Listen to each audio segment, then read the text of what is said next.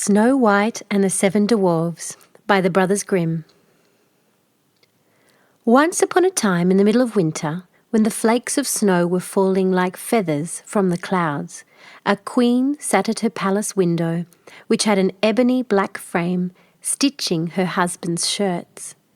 While she was thus engaged and looking out at the snow, she pricked her finger, and 3 drops of blood fell upon the snow. Now the red looked so well upon the white that she thought to herself, "Oh, that I had a child as white as this snow, as red as this blood, and as black as the wood of this frame." Soon afterwards a little daughter came to her, who was white as snow, with cheeks as red as blood, and with hair as black as ebony, and from this she was named Snow White. And at the same time her mother died. About a year afterwards, the king married another wife, who was very beautiful, but so proud and haughty that she could not bear anyone to be better looking than herself. She owned a wonderful mirror, and when she stepped before it and said, "Mirror, mirror on the wall, who is the fairest of us all?" it replied, "The queen is the fairest of the day." Then she was pleased, for she knew that the mirror spoke truly. Little Snow White, however, grew up and became prettier and prettier, and when she was 7 years old, she was as fair as the noonday and more beautiful than the queen herself. When the queen now asked her mirror, "Mirror, mirror on the wall, who is the fairest of us all?" it replied, "The queen was fairest yesterday. Snow White is the fairest now, they say." This answer so angered the queen that she became quite yellow with envy. From that hour, whenever she saw Snow White, her heart was hardened against her, and she hated the little girl. Her envy and jealousy increased, so that she had no rest day or night, and she said to a huntsman, "Take the child away into the forest. I will never look upon her again. You must kill her, and bring me her heart and tongue for a token." The huntsman listened and took the maiden away, but when he drew out his knife to kill her, she began to cry, saying, "Oh, dear huntsman, give me my life. I will run into the wild forest and never come home again." This speech softened the hunter's heart, and her beauty so touched him that he had pity on her and said, "Well, run away then, poor child." But he thought to himself, "The wild beasts will soon devour you." Still, he felt as if a stone had been lifted from his heart, because her death was not by his hand. Just at that moment a young boar came roaring along to the spot, and as soon as he clapped eyes upon it, the huntsman caught it, and killing it, took its tongue and heart and carried them to the queen as a token of his deed. But now poor little Snow White was left motherless and alone, and overcome with grief, she was bewildered at the sight of so many trees, and knew not which way to turn. She ran till her feet refused to go farther, and as it was getting dark and she saw a little house near, she entered in to rest. In this cottage everything was very small, but very neat and elegant. In the middle stood a little table with a white cloth over it, and 7 little plates upon it, each plate having a spoon and a knife and a fork, and there were also 7 little mugs. Against the wall were 7 little beds arranged in a row, each covered with snow white sheets. Little Snow White, being both hungry and thirsty, ate a little morsel of porridge out of each plate and drank a drop or 2 of wine out of each mug, for she did not wish to take away the whole share of anyone. After that, because she was so tired, she laid herself down on one bed, but it did not suit. She tried another, but that was too long. A 4th was too short, a 5th too hard. But the 7th was just the thing, and tucking herself up in it, she went to sleep, first saying her prayers as usual. When it became quite dark, the owners of the cottage came home, 7 dwarfs who dug for gold and silver in the mountains. They first lighted 7 little lamps, and saw at once, for they lit up the whole room, that somebody had been in, for everything was not in the order in which they had left it. The first asked, "Who's been sitting on my chair?" The second, "Who's been eating off my plate?" The third said, "Who's been nibbling at my bread?" The 4th, "Who's been at my porridge?" The 5th, "Who's been meddling with my fork?" The 6th grumbled out, "Who has been cutting with my knife?" The 7th said, "Who's been drinking out of my mug?" Then the first, looking round, began again, "Who's been lying on my bed?" he asked, for he saw that the sheets were tumbled. At these words the others came, and looking at their beds cried out too, "Someone has been lying in our beds." But the seventh little man, running up to his, saw Snow White sleeping in it, so he called his companions, who shouted with wonder and held up their 7 lamps, so that the light fell upon the little girl. "Oh heavens, said they, "what a beauty she is!" And they were so much delighted that they would not awaken her, but left her to sleep, and the 7th dwarf, in whose bed she was, slept with each of his fellows 1 hour, and so passed the night. As soon as morning dawned, Snow White awoke, and was quite frightened when she saw the 7 little men, but they were very friendly, and asked her what she was called. "My name is Snow White," was her reply. "Why have you come into our cottage?" they asked. Then she told them how her stepmother would have had her killed, but the huntsman had spared her life, and how she had wandered about the whole day until at last she had found their house. When her tale was finished, the dwarves said, "Will you look after our household, be our cook, make the beds, wash, sew, and knit for us, and keep everything in neat order? If so, we will keep you here, and you shall want for nothing." And Snow White answered, "Yes, with all my heart and will." And so she remained with them, and kept their house in order. In the morning the dwarves went into the mountains and searched for silver and gold, and in the evenings they came home and found their meals ready for them. During the day the maiden was left alone, and therefore the good dwarves warned her and said, "Be careful of your stepmother, who will soon know of your being here, so let nobody enter the cottage." The queen, meanwhile, supposing that she had eaten the heart and tongue of her stepdaughter, believed that she was now, above all, the most beautiful woman in the world. One day she stepped before her mirror and said, "Mirror, mirror on the wall, who is the fairest of us all?" And it replied, "The queen was fairest yesterday, Snow White is the fairest now, they say. The dwarves protect her from thy sway, amid the forest, far away." This reply surprised her, but she knew that the mirror spoke the truth. She knew, therefore, that the huntsman had deceived her, and that Snow White was still alive. So she dyed her face and clothed herself as a peddler woman, so that no one could recognize her, and in this disguise she went over the 7 hills to knock at the door of the 7 dwarves. She knocked at the door of the hut and called out, "Fine goods for sale, beautiful goods for sale." Snow White peeped out of the window and said, "Good day, my good woman, what have you to sell?" "Fine goods, beautiful goods," she replied, "stays of all colours," and she held up a pair which were made of many-coloured silks. "I may let in this honest woman," thought Snow White, and she unbolted the door and bargained for 1 pair of stays. "You can't think, my dear, how they become you," exclaimed the old woman. "Come, let me lace them up for you." Snow White suspected nothing, and let her do as she wished, but the old woman laced her up so quickly and so tightly that all her breath went, and she fell down like one dead.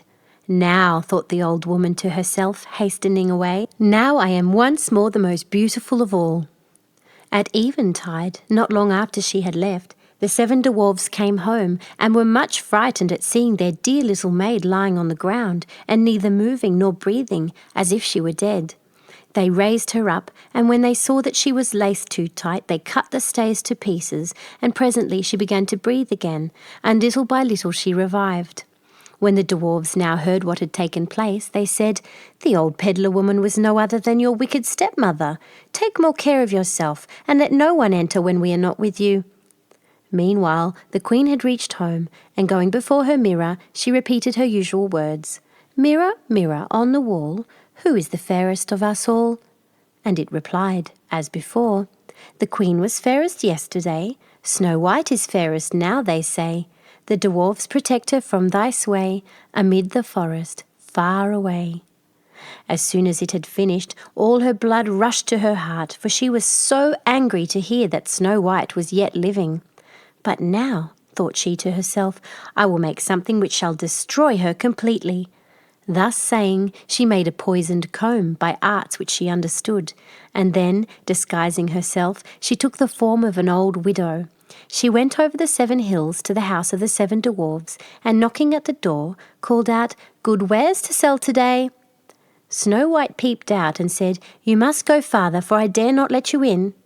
"But still you may look," said the old woman, drawing out her poisoned comb and holding it up. The sight of this pleased the maiden so much that she allowed herself to be persuaded and opened a door. As soon as she had brought something, the old woman said, "Now let me for once comb your hair properly," and Snow White consented. But scarcely was the comb drawn through the hair when the poison began to work, and the maiden fell down senseless. "You pattern of beauty," cried the wicked queen, "it is now all over with you." And so saying, she departed. Fortunately, evening soon came, and the 7 dwarfs returned, and as soon as they saw Snow White lying like dead upon the ground, they suspected the queen, and discovering the poisoned comb, they immediately drew it out. Then the maiden very soon revived and told them all that had happened. So again they warned her against the wicked stepmother, and bade her open the door to nobody. Meanwhile the queen, on her arrival home, had again consulted her mirror, and received the same answer as twice before. This made her tremble and foam with rage and jealousy, and she swore that Snow White should die if it cost her her own life. Thereupon she went into an inner secret chamber where no one could enter, and made an apple of the most deep and subtle poison. Outwardly it looked nice enough, and had rosy cheeks which would make the mouth of everyone who looked at it water, but whoever ate the smallest piece of it would surely die.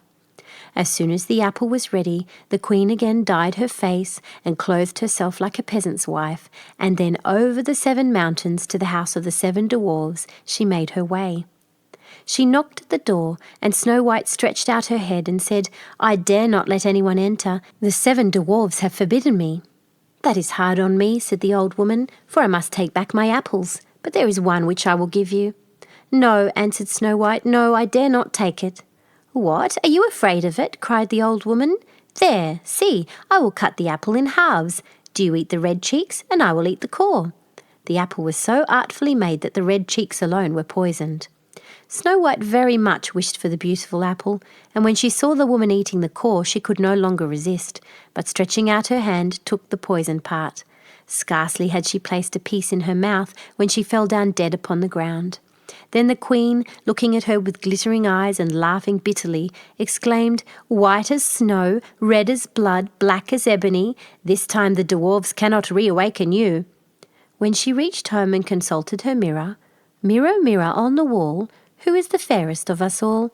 it answered, "The queen is fairest of the day." Then her envious heart was at rest, as peacefully as an envious heart can rest. When the little dwarfs returned home in the evening, they found Snow White lying on the ground, and there appeared to be no life in her body. She seemed to be quite dead. They raised her up and tried if they could find anything poisonous. They unlaced her and even uncombed her hair, and washed her with water and with wine. But nothing availed. The dear child was really and truly dead.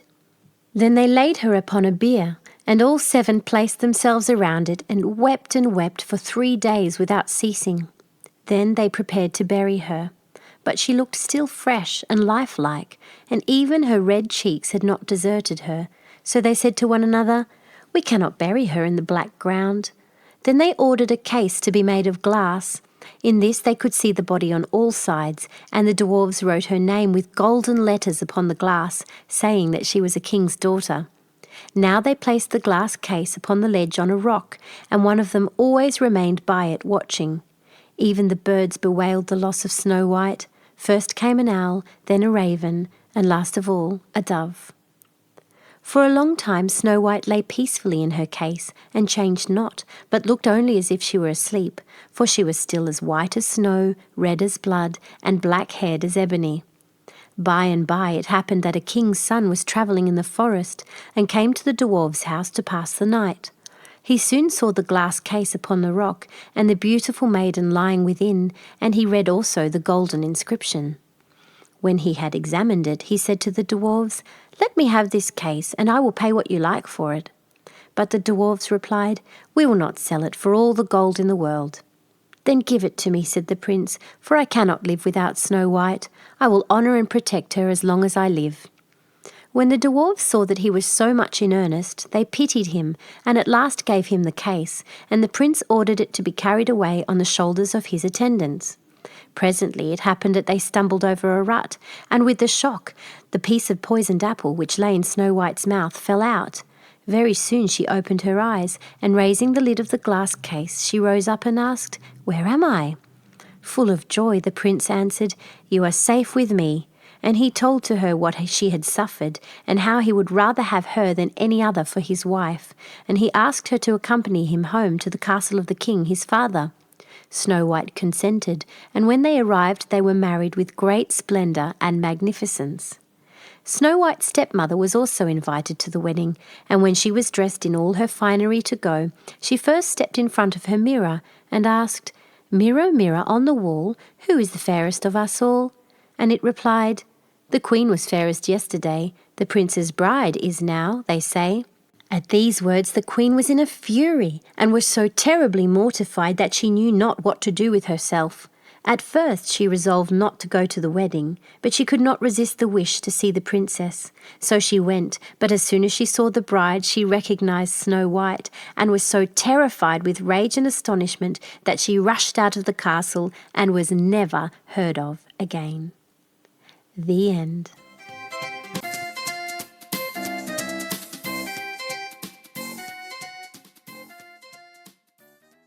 The Tale of Tom Thumb by a Vintage Author. In the days of good King Arthur there lived a countryman and his wife who, though they had plenty to eat and to drink, and a very comfortable cottage to live in, were not at all happy. They had no children, and they both wished very much for a baby. The wife was often in tears when her husband was out at work, and she was all alone because she had not an infant to take care of and nurse. One day, as she sat weeping by herself, more than usually sad, she said aloud, "If only I had a dear little baby, I should not care what it was like. I should be thankful for one if it were no bigger than my husband's thumb." Now it happened that the Queen of the Fairies was passing by, though the poor woman could not see her, and as she knew the farmer's wife was kind to the poor and likely to be a good mother, she thought she would grant her her wish. So about an hour or two afterwards, the woman was very much surprised to see standing by the table a very beautiful lady, dressed splendidly, with a glittering star on her forehead and a wand in her right hand, with a gem of great brilliancy at the top of it. But what delighted the woman most of all was a tiny cradle made of a walnut shell, lined with velvet, in which lay the prettiest baby ever seen. But it was only just as large as a man's thumb. "See," said the fairy, "your wish is granted. Here is a baby for you. Take care of it. It is your own." The woman did not know how to thank the fairy enough. She was so delighted, and the queen went away quite pleased at having given so much happiness. Before the fairy went away, however, she gave the woman a little shirt of spider's web and a doublet of thistledown for the baby. When the farmer came home, he was very much pleased. He invited all his friends to the christening, and the child was named Tom after him, and Thumb because he was no bigger than one. The baby was very well and merry, and grew, of course, but still it was very small. However, at last Tom thought himself quite a great boy, and begged his mother to make him a little suit of clothes, and she made him one, but with a great deal of trouble. They were so small. Tom was very often in mischief. He was so small that his mother used to put him on the table to play, and once she found him in the salt box. One day she was making plum pudding, and Tom stood by the side of the basin and peeped over the edge, but he could not see into it very well, and while his mother was gone for some more flour, he drew himself up on the edge of the basin. Alas, he fell in and disappeared in the wet pudding, which for poor Tom was a huge morass. Tom would have cried out, but the pudding stuck his lips together, and his mother, not missing him, stirred him up in the mixture and put it and him into the pot. Tom no sooner felt the hot water than he danced about like mad. The woman was nearly frightened out of her wits to see the pudding come out of the pot and jump about, and she was glad to give it to a tinker who was passing that way. The tinker took the pudding and put it into a cloth to carry it home to his family, who seldom tasted such a good dish.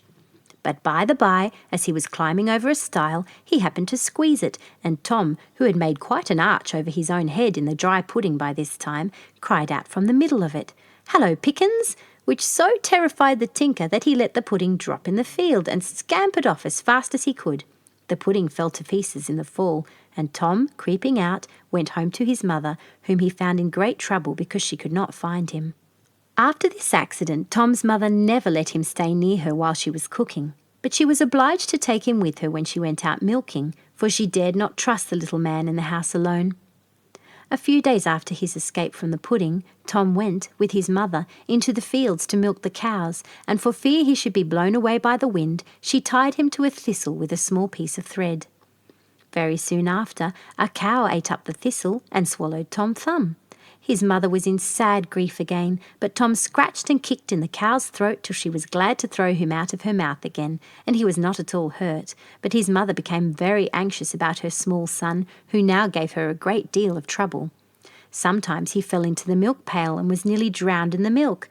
Once he was nearly killed by an angry chicken, and another time had a narrow escape from a cat. One day Tom went ploughing with his father, who gave him a whip made of a barley straw to drive the oxen with. But an eagle, flying by, caught him up in his beak and carried him to the top of a great giant's castle and dropped him on the leads. The giant was walking on the battlements and thought at first that it was a foreign bird which lay at his feet, but soon seeing that it was a small man, he picked Tom up with his finger and thumb and put the poor little creature into his great mouth. But the little boy scratched the roof of the giant's mouth and bit his great tongue and held on by his teeth till the ogre, in a passion, took him out again and threw him over into the sea, which ran beneath the castle walls. Here a very large fish swallowed him up directly. Tom did not at all like swimming about in the fish, but by and by he felt it drawn upwards and guessed at once that it was being caught. And so it was, and being a very large fish, the fisherman thought it would make a good present for his beloved King Arthur. So he took it to the palace and begged the king to accept it. King Arthur was pleased with the poor man's affection and ordered the fish to be carried to the kitchen and cooked for his own dinner. The fisherman took it to the cook, who admired it very much, but said it was very heavy. Then he laid it on a table and began to cut it open. You may imagine how he jumped with fear and wonder when Tom Thumb slipped out of the fish. The cook's cries brought the other servants, and soon everybody near ran to behold this wonder, the tiny man who came out of the fish. Tom begged for some water to wash himself, and when he was clean, the courtiers thought him so pretty and such a marvel that they ran to tell the king about him. Arthur was very much surprised, but he desired them to send him the little man up after dinner to see him, and the court tailor made haste at once to get ready a court suit for Tom, which did not take him long to make, there were so few stitches in it. As soon as the king's great punch bowl was set on the royal table, Tom Thumb was carried to see the monarch, who was delighted with the little man. Tom walked on the king's hand and danced on the queen's. He became a great favourite with Arthur, who made him a knight. Such is the wonderful history of Tom Thumb, who did much good when he grew older, and thus proved that however small people are, they may be of use in the world. He was good and kind to his parents and to everybody, and the old ballad says, "Such were his deeds and noble acts, in Arthur's court there shone, as like in all the world beside was hardly seen or known." The end.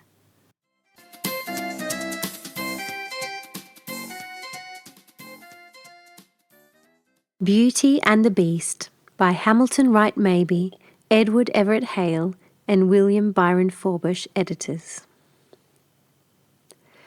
Once upon a time there was a rich merchant who had 3 daughters. They lived in a very fine house in a beautiful city and had many servants in grand liveries to wait upon them. All their food was served on gold and silver dishes, and their gowns were made with the richest stuff sewn with jewels.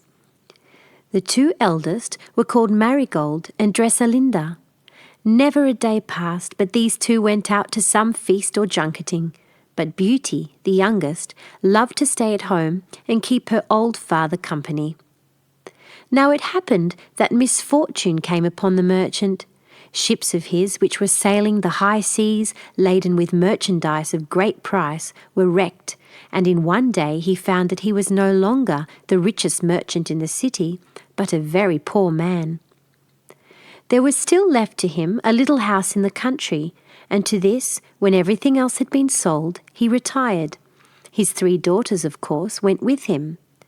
Marigold and Dresselinda were very cross to think that they had lost all their money, and after being so rich and sought after, they must now live in a miserable cottage. But Beauty's only thought was to cheer her old father, and while her two sisters sat on wooden chairs and cried and bewailed themselves, Beauty lighted the fire and got the supper ready, for the merchant was now so poor that he could not even keep a servant. And so it went on. The two eldest girls would do nothing but sulk in corners, while Beauty swept the floors and washed the dishes and did her best to make the poor cottage pleasant. They led their sister a dreadful life too, with their complaints, for not only did they refuse to do anything themselves, but they said that everything she did was done wrong. But Beauty bore all their unkindness patiently, for her father's sake. In this way, a whole year went by, and then one day a letter came for the merchant. He hastened to find his daughters, for he was anxious to tell them the good news contained in the letter. "My dear children," he said, "at last our luck has turned. This letter says that one of the ships supposed to have been lost has come safely home to port. And if that be so, we need no longer live in poverty. We shall not be so rich as before, but we shall have enough to keep us in comfort. Get me my travelling cloak, Beauty. I will set out at once to claim my ship. And now tell me, girls, what shall I bring you when I come back?" £100, said Marigold, without hesitating an instant. "I want a new silk dress," said Dresselinda, "an apple green one, sewn with seed pearls, and green shoes with red heels, and a necklace of emeralds, and a box of gloves." "And what shall I bring for you, my Beauty?" asked the father, as his little daughter helped him to put on his travelling cloak. "Oh, bring me a rose," said Beauty hastily. Her father kissed her fondly and set out. "You silly girl," said Marigold. "You just want our father to think you are more unselfish than we are. That's what you want. A rose indeed." "Indeed, sister," said Beauty, "that was not the reason. I thought our father would have enough to do in seeing to the safety of his ship without being troubled to do shopping for me." But the sisters were very much offended and went off to sit in their own room to talk of the fine things they would have when their father came back. In the meantime, the merchant went his way to the city, full of hope and great plans as to what he would do with his money. But when he got there, he found that someone had played a trick on him, and no ship of his had come into harbour, and so he was just as badly off as before. He spent the whole day looking about to make sure there was no truth in the letter he had received, and it was beginning to get dusk when he started out, with a sad heart, to make the journey home again. He was tired and miserable, and he had tasted no food since he left home in the morning. It was quite dark by the time he came to the great wood through which he had to pass to get to his cottage, and when he saw a light shining through the trees, he decided not to go to his home that night, but to make his way towards the light in the wood and ask for food and shelter. He expected to find a woodcutter's cottage, but what was his surprise as he drew near to the light to find that it came from the windows of a large and beautiful palace. He knocked at the gates, but no one answered, and presently, driven by hunger and cold, he made bold to enter and mounted the marble steps into the great hall. All the way he never saw a soul. There was a big fire in the hall, and when he had warmed himself, he set out to look for the master of the house. But he did not look far, for behind the first door he opened was a cosy little room with supper set for one, a supper the mere look of which made you hungry. So the merchant sat down as bold as you please and made a very hearty supper, after which he again thought he would look for the master of the house. He started off and opened another door, but there he saw a bed, merely to look at which made you sleepy. So he said to himself, "This is some fairy's work. I had better not look any farther for the master of the house." And with that he tumbled into bed, and being very tired, he went to sleep at once and slept like a top till it was time to get up in the morning. When he awoke, he was quite surprised to find himself in such a soft and comfortable bed, but presently he remembered all that had happened to him. "I must be going," he said to himself, "but I wish I could thank my host for my good rest and my good supper." When he got out of bed, he found he had something else to be grateful for on the chair by the bedside lay a fine suit of new clothes, marked with his name and with 10 gold pieces in every pocket. He felt quite a different man when he had put on the suit of blue and silver and jingled the gold pieces of money in his pockets. When he went downstairs, he found a good breakfast waiting for him in the little room where he had supped the night before, and when he had had a good meal, he thought that he would go for a stroll in the garden. Down the marble steps he went, and when he came to the garden, he saw that it was full of roses, red and pink and white and yellow, and the merchant looked at them and remembered Beauty's wish. "Oh, my poor daughters," he said, "what a disappointment it will be to them to know that my ship has not come home after all. But Beauty, at any rate, can have what she wanted." So he stretched out his hand and plucked the biggest red rose within his reach. As the stork snapped his fingers, he started back in terror, for he heard an angry roar, and the next minute a dreadful beast sprang upon him. It was taller than any man and uglier than any animal, but what seemed most dreadful of all to the merchant, it spoke to him with a man's voice after it had roared at him with the beast's. "Ungrateful wretch," said the beast, "have I not fed you, lodged you, and clothed you, and now you must repay my hospitality by stealing the only thing I care for, my roses?" "Mercy, mercy," cried the merchant. "No," said the beast, "you must die." The poor merchant fell upon his knees and tried to think of something to say to soften the heart of the cruel beast, and at last he said, "Sir, I only stole this rose because my youngest daughter asked me to bring her one. I did not think, after all you have given me, that you would grudge me a flower." "Tell me about this daughter of yours," said the beast suddenly. "Is she a good girl?" "The best and dearest in the world," said the old merchant. And then he began to weep, to think that he must die and leave his Beauty alone in the world, with no one to be kind to her. "Oh," he cried, "what will my poor children do without me?" "You should have thought of that before you stole the rose," said the beast. "However, if one of your daughters loves you well enough to suffer instead of you, she may. Go back and tell them what has happened to you, but you must give me your promise that either you or one of your daughters shall be at my palace door in 3 months' time from today."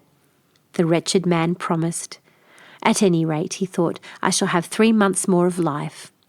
Then the beast said, "I will not let you go empty-handed." So the merchant followed him back into the palace. There, on the floor of the hall, lay a great and beautiful chest of wrought silver. "Fill this with any treasures that take your fancy," said the beast, and the merchant filled it up with precious things from the beast's treasure house. "I will send it home for you," said the beast, shutting down the lid. And so, with a heavy heart, the merchant went away. But as he went through the palace gate, the beast called to him that he had forgotten Beauty's rose, and at the same time held out to him a large bunch of the very best. The merchant put these into Beauty's hand when she ran to meet him at the door of their cottage. "Take them, my child," he said, "and cherish them, for they have cost your poor father his life." And with that he sat down and told them the whole story. The 2 elder sisters wept and wailed, and of course blamed Beauty for all that had happened. "If it had not been for your wanting a rose, our father would have left the palace in safety with his new suit and his gold pieces, but your foolishness has cost him his life." "No," said Beauty, "it is my life that shall be sacrificed, for when the 3 months are over, I shall go to the beast, and he may kill me if he will, but he shall never hurt my dear father." The father tried hard to persuade her not to go, but she had made up her mind, and at the end of 3 months she set out for the beast's palace. Her father went with her to show her the way. As before, he saw the lights shining through the wood, knocked and rang in vain at the great gate, warmed himself at the fire in the big hall, and then found the little room with the supper on the table that made you hungry to look at. Only this time the table was laid for 2. "Come, father dear," said Beauty, "take comfort. I do not think the beast means to kill me, or surely he would not have given me such a good supper." But the next moment the beast came into the room. Beauty screamed and clung to her father. "Don't be frightened," said the beast gently, "but tell me, do you come here of your own free will?" "Yes," said Beauty, trembling. "You are a good girl," said the beast. And then, turning to the old man, he told him that he might sleep there for that night, but in the morning he must go and leave his daughter behind him. They went to bed and slept soundly, and the next morning the father departed, weeping bitterly. Beauty, left alone, tried not to feel frightened. She ran here and there through the palace and found it more beautiful than anything she had ever imagined.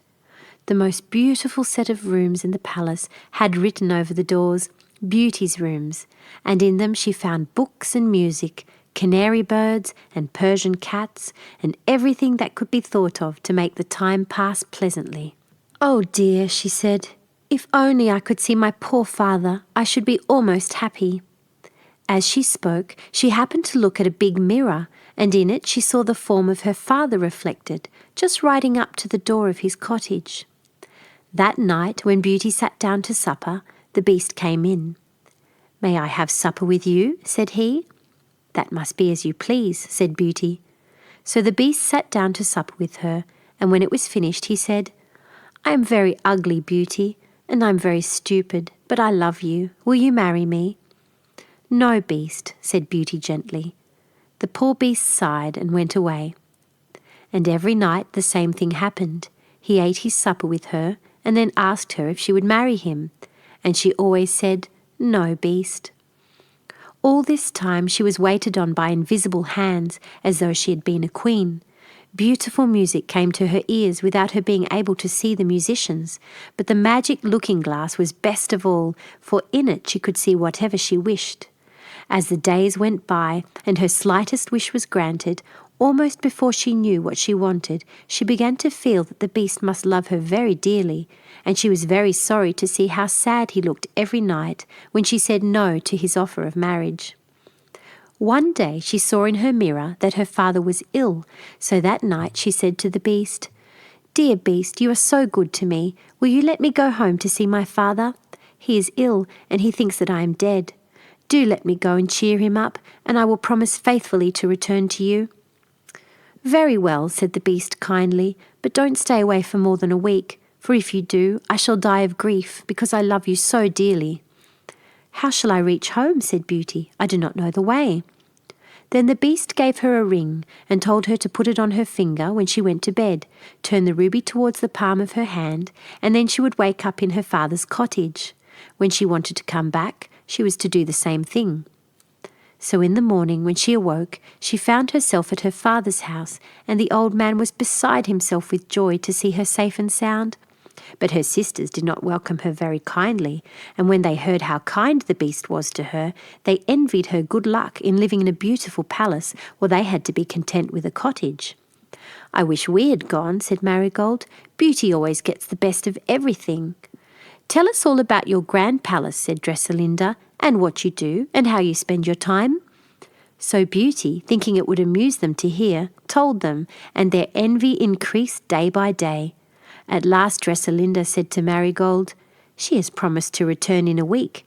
If we could only make her forget the day, the Beast might be angry and kill her, and then there would be a chance for us." So on the day before she ought to have gone back, they put some poppy juice in a cup of wine, which they gave her, and this made her so sleepy that she slept for 2 whole days and nights. At the end of that time her sleep grew troubled, and she dreamt that she saw the Beast lying dead amongst the roses in the beautiful gardens of his palace, and from this dream she awoke, crying bitterly. Although she did not know that a week and 2 days had gone by since she left the Beast, yet after that dream she at once turned the ruby towards her palm, and the next morning there she was, sure enough, in her bed in the Beast's palace. She did not know where his rooms in the palace were, but she felt she could not wait till supper time before seeing him, so she ran hither and thither, calling his name. But the palace was empty, and no one answered her when she called. Then she ran through the gardens, calling his name again and again, but still there was silence. "Oh, what shall I do if I cannot find him?" she said. "I shall never be happy again." Then she remembered her dream and ran to the rose garden, and there, sure enough, beside the basin of the big fountain, lay the poor Beast without any sign of life in him. Beauty flung herself on her knees beside him. "Oh, dear Beast," she cried, "and are you really dead? Alas, alas, then I too will die, for I cannot live without you." Immediately the Beast opened his eyes, sighed, and said, "Beauty, will you marry me?" And Beauty, beside herself with joy when she found he was still alive, answered, "Yes, yes, dear Beast, for I love you dearly." At these words the rough fur dropped to the ground, and in place of the Beast stood a handsome prince, dressed in a doublet of white and silver, like one made ready for a wedding. He knelt at Beauty's feet and clasped her hands. "Dear Beauty," he said, "nothing but your love could have disenchanted me. A wicked fairy turned me into a beast and condemned me to remain one until some fair and good maiden should love me well enough to marry me, in spite of my ugliness and stupidity. Now, dear one, the enchantment is broken. Let us go back to my palace. You will find that all my servants, who too have been enchanted and have waited on you this long time with invisible hands, will now become visible." So they returned to the palace, which by this time was crowded with courtiers, eager to kiss the hands of the prince and his bride. And the prince whispered to one of his attendants, who went out, and in very little time came back with Beauty's father and sisters. The sisters were condemned to be changed into statues, and to stand at the right and left of the palace gates until their hearts should be softened, and that they should be sorry for their unkindness to their sister. But Beauty, happily married to her prince, went secretly to the statues every day and wept over them. And by her tears their stony hearts were softened, and they were changed into flesh and blood again, and were good and kind for the rest of their lives. And Beauty and the Beast, who was a beast no more but a handsome prince, lived happily ever after. And indeed, I believe they are living happily still in the beautiful land where dreams come true. The end.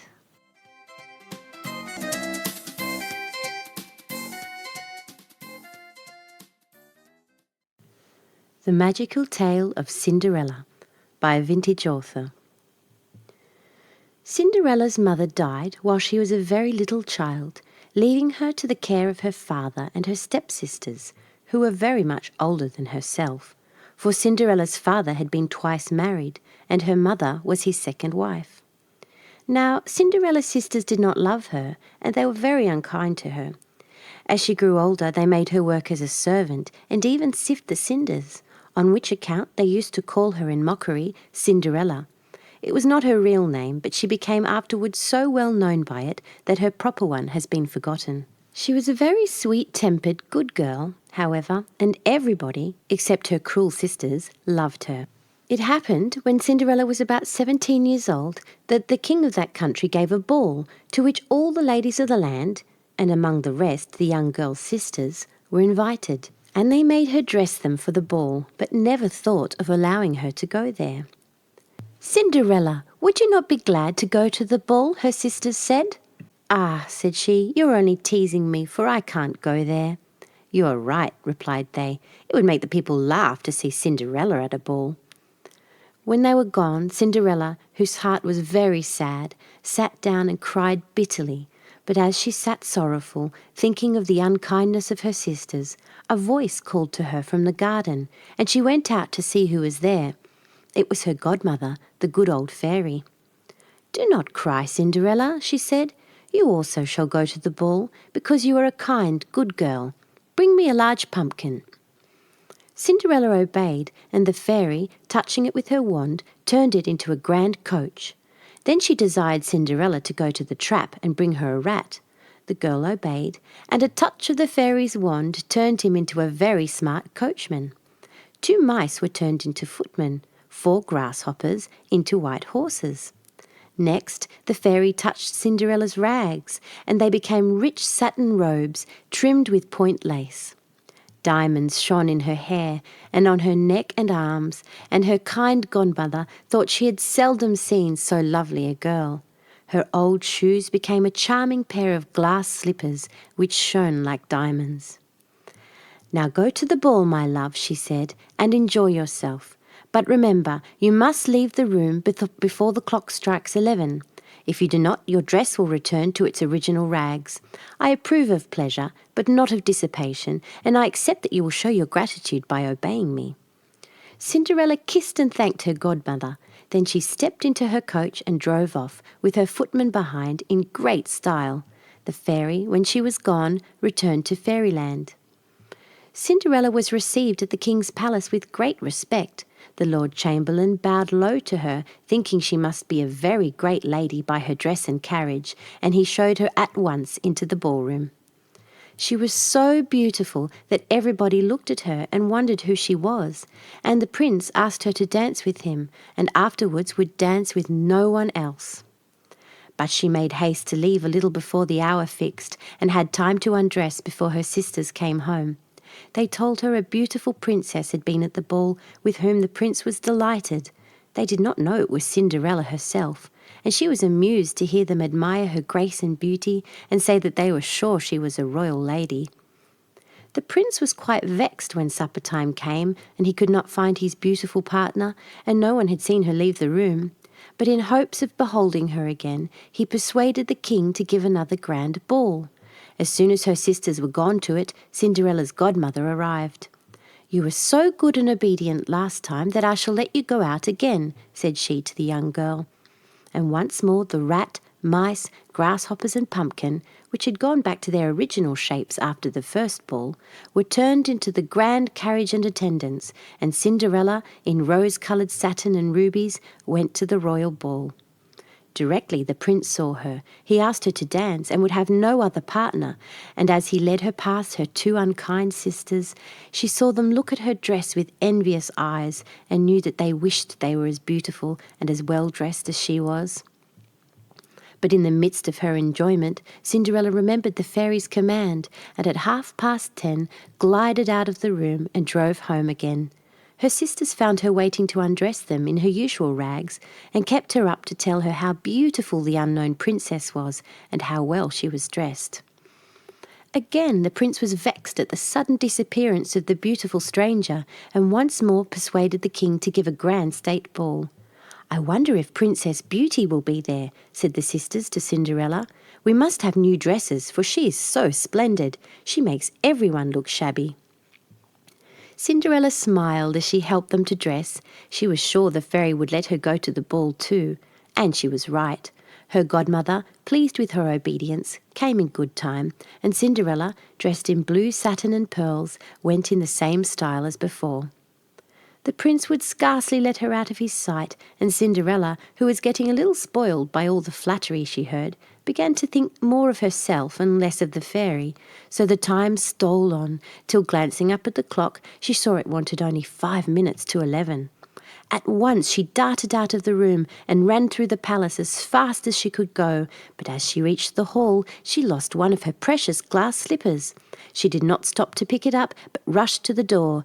Alas, the clock had struck 11. She found no coach, only a pumpkin, and the rat and mice ran quickly away when they saw her, while all her fine dress turned to rags, and she had to run home alone in the darkness of the night.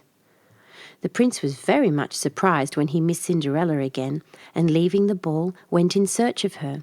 He asked all the attendants, but no one had seen her, and when inquiry was made of the porter, he said no one had gone out of the palace except a poor ragged beggar girl. However, the prince's search was rewarded by his finding the glass slipper, which he well knew belonged to the unknown princess. He loved Cinderella so much that he now resolved to marry her, and as he felt sure that no one else could wear such a tiny shoe as hers was, he sent out a herald to proclaim that whichever lady in his kingdom could put on this glass slipper should be his wife.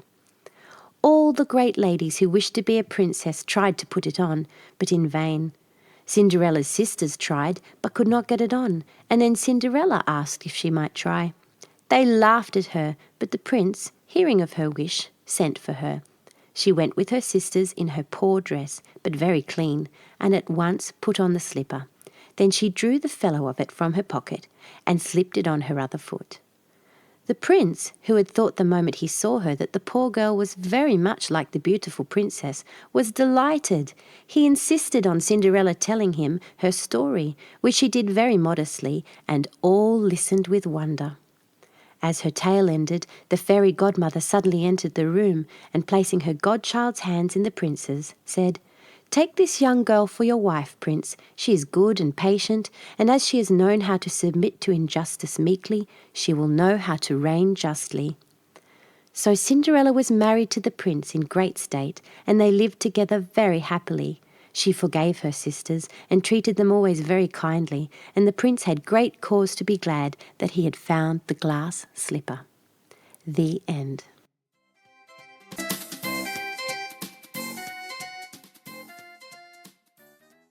Goldilocks and the Three Bears by a vintage author. Once upon a time, 3 bears lived in a nice little house in a great forest. There was the father bear, the mother bear, and the baby bear.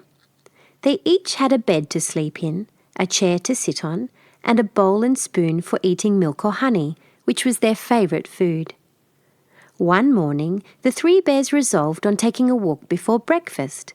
But before they went out, they poured their warm milk into their basins, that it might get cool by the time they came back. When the milk was poured out, the 3 bears set out for a walk. Mr. and Mrs. Bear walked arm in arm, and Baby ran by their side. "What a fine day it is!" growled Mr. Bear. "What a fine day it is!" said Mrs. Bear. "What a fine day!" squeaked Little Bear. And so it was. The sun shone brightly, though it was low in the sky, and its rays glittered on the fine webs on the grass. The leaves shivered in the soft breeze. The wood pigeon cooed. The lark sang loud enough to make himself hoarse. The sparrows chirped, the bee buzzed, and a yellow butterfly perched on Great Bear's nose. "What a squeaky noise these creatures make," said Big Bear as he brushed off the butterfly. "What a pity it is they have not our deep voices." "Yes," said Mrs. Bear, "you have a much finer voice than the lark. I should like to hear him growl as you do." "Oh, my dear, you are too kind. My growl is nothing to the lion's." And thus conversing, the bears walked on. Now there lived in the same forest a sweet little girl who was called Goldilocks. She was the woodman's daughter, and her hair looked just like sunbeams. She knew every tree in the greenwood and every flower in it. She loved the birds and liked to listen to their song, and everything in the wood loved Goldilocks. The trees bent down their lower branches to touch her glittering head as she passed. The birds sang sweeter as she glided by. The lark's song in the sky was, come up, Goldilocks, here is your happy home." "Coo, I love you, coo, I love you," cooed the wood pigeon as she passed. "Twit, twit, pretty child," said the sparrow. "Oh, you darling," sang the blackbird, and Goldilocks laughed with glee, for she liked to be loved. As to the butterflies, they flew after her and rested on her hair and tickled her cheeks, but she never tried to catch them. She would not frighten or vex them for anything. She loved all the creatures, and that is why they loved her. Love makes love. Dear little Goldilocks, she went on singing merrily through the greenwood, saying sometimes to herself, "I wish I could sing as well as the lark." By and by, little Goldilocks reached the bear's house. She had never seen it before, and she wondered who lived there. A window was open, and Goldilocks peeped in. "Dear me," thought the child, "whose house can it be? There is a table and 3 chairs and 3 basins of hot milk, all steaming, and nobody to drink it. But I don't see any work or books or anything else. I think I will go in and see who lives here." So she tapped at the door and cried, "Is anyone at home?" But there was no answer. Then Goldilocks stepped in very carefully and looked about her. She could not see anyone, nor hear anybody snoring, so she walked into the bear's parlour. There was a fire, which made the room cheerful, and the hot milk looked very inviting. It quite seemed to say, "Come and have some breakfast." And the early spring air had made Goldilocks rather cold and very hungry, so she sat down by the fire in the little bear's chair. It was too small for her, but she did not sit quite down at first. In a moment she got up again and went round the table and tasted the milk in all the bowls. Little Bear's was the nicest because it had sugar in it, and Goldilocks thought it was good. So she took the bowl and sat down again in Little Bear's chair, took his spoon and ate up all his milk. Now this was very wrong. A tiny bear is only a tiny bear. Still, he has a right to keep his own things. But Goldilocks did not know any better. Unluckily, Baby Bear's chair was, as we have said, too small for her. She broke the seat and fell through, basin and all. Then Goldilocks went upstairs, and there she saw 3 beds all in a row. Goldilocks lay down on Father's bed first, but that was too long for her. And then she lay down on Mother Bear's bed, and that was too wide for her. Last of all, she lay down on Baby Bear's bed, and there she fell asleep, for she was tired. By and by the bears came home. Baby Bear saw that his chair was broken and thrown down, and he cried in a very squeaky voice, "Someone has been here!" And Father Bear growled, "Someone has been here!" And Mother Bear growled more softly, "Someone has been here!" Then they went to the table and looked at their breakfasts, and Father Bear growled, "Who has touched my bowl?" And Mother Bear growled, "Who has touched my bowl?" And Tiny Bear squeaked, "Somebody has broken mine."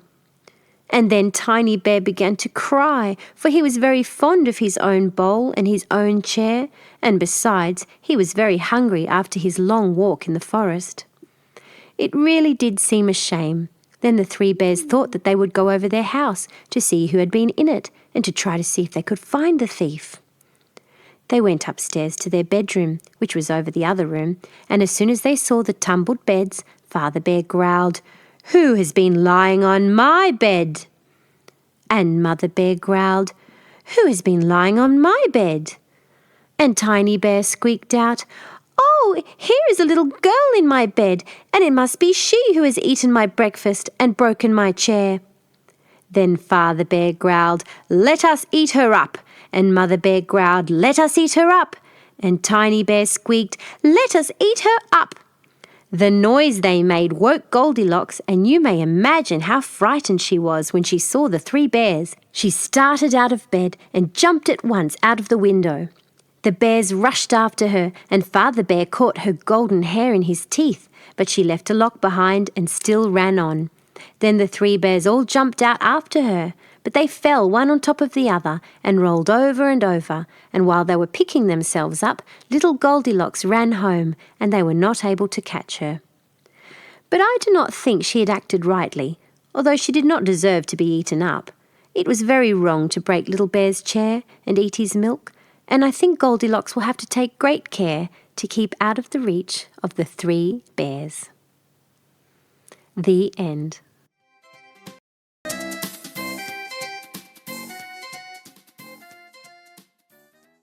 The Wolf and the 7 Little Kids by the Brothers Grimm. There was once upon a time an old goat who had 7 little kids and loved them with all the love of a mother for her children. One day she wanted to go into the forest and fetch some food, so she called all 7 to her and said, "Dear children, I have to go into the forest. Be on your guard against the wolf. If he comes in, he will devour you all, skin, hair, and everything. The wretch often disguises himself, but you will know him at once by his rough voice and his black feet." The kids said, "Dear mother, we will take good care of ourselves. You may go away without any anxiety." Then the old one bleated and went on her way with an easy mind. It was not long before someone knocked at the house door and called, "Open the door, dear children. Your mother is here and has brought something back with her for each of you." But the little kids knew that it was the wolf by the rough voice. "We will not open the door," cried they. "You are not our mother. She has a soft, pleasant voice, but your voice is rough. You are the wolf." Then the wolf went away to a shopkeeper and bought himself a great lump of chalk, ate this, and made his voice soft with it. Then he came back, knocked at the door of the house, and called, "Open the door, dear children. Your mother is here and has brought something back with her for each of you." But the wolf had laid his black paws against the window, and the children saw them and cried, "We will not open the door. Our mother has not black feet like you. You are the wolf." Then the wolf ran to a baker and said, "I've hurt my feet. Rub some dough over them for me." And when the baker had rubbed his feet over, he ran to the miller and said, "Strew some white meal over my feet for me." The miller thought to himself, "The wolf wants to deceive someone," and refused. But the wolf said, "If you do not do it, I will devour you." Then the miller was afraid and made his paws white for him. Truly, this is the way of mankind. So now the wretch went for the third time to the house door, knocked at it, and said, "Open the door for me, children. Your dear little mother has come home and has brought every one of you something back from the forest with her."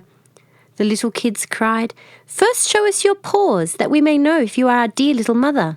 Then he put his paws in through the window, and when the kids saw that they were white, they believed that all he said was true and opened the door. But who should come in but the wolf? They were terrified and wanted to hide themselves. One sprang under the table, the second into the bed, the third into the stove, the fourth into the kitchen, the fifth into the cupboard, the sixth under the washing bowl, and the seventh into the clock case. But the wolf found them all and used no great ceremony. One after the other he swallowed them down his throat. The youngest, who was in the clock case, was the only one that he did not find. When the wolf had satisfied his appetite, he took himself off, laid himself down under a tree in the green meadow outside, and began to sleep. Soon afterwards the old goat came home again from the forest. Ah, what a sight she saw there! The house door stood wide open. The table, chairs and benches were thrown down, the washing bowl lay broken to pieces, and the quilts and pillows were pulled off the bed. She sought her children, but they were nowhere to be found. She called them one after the other by name, but no one answered. At last, when she came to the youngest, a soft voice cried, "Dear mother, I'm in the clock case." She took the kid out, and it told her that the wolf had come and eaten all the others. Then you may imagine how she wept over her poor children. At length in her grief she went out, and the youngest kid ran with her. When they came to the meadow, there lay the wolf by the tree, and snored so loud that the branches shook. She looked at him on every side, and saw that something was moving and struggling in his gorged belly. "Ah, heavens," she said, "is it possible that my poor children, whom he had swallowed down for his supper, can still be alive?" Then the kid had to run home and fetch scissors and a needle and thread, and the goat cut open the monster's stomach, and hardly had she made one cut than one little kid thrust its head out, and when she had cut farther, all six sprang out one after the other, and were all still alive, and had suffered no injury whatsoever, for in his greediness the monster had swallowed them down whole. What rejoicing there was! They embraced their dear mother and jumped like a tailor at his wedding. The mother, however, said, "Now go and look for some big stones, and we will fill the wicked beast's stomach with them while he is still asleep." Then the 7 kids dragged the stones thither with all speed, and put as many of them into his stomach as they could get in, and the mother sewed him up again in the greatest haste, so that he was not aware of anything and never once stirred. When the wolf at length had had his fill of sleep, he got on his legs, and as the stones in his stomach made him very thirsty, he wanted to go to a well to drink. But when he began to walk and to move about, the stones in his stomach knocked against each other and rattled. Then cried he, "What rumbles and tumbles against my poor bones? I thought 'twas 6 kids, but it feels like big stones." And when he got to the well and stooped over the water to drink, the heavy stones made him fall in, and he drowned miserably. When the 7 kids saw that, they came running to the spot and cried aloud, "The wolf is dead! The wolf is dead!" and danced for joy around the well with their mother.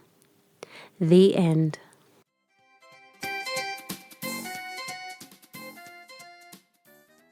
Hansel and Gretel by Hamilton Wright Mabie, Edward Everett Hale, and William Byron Forbush.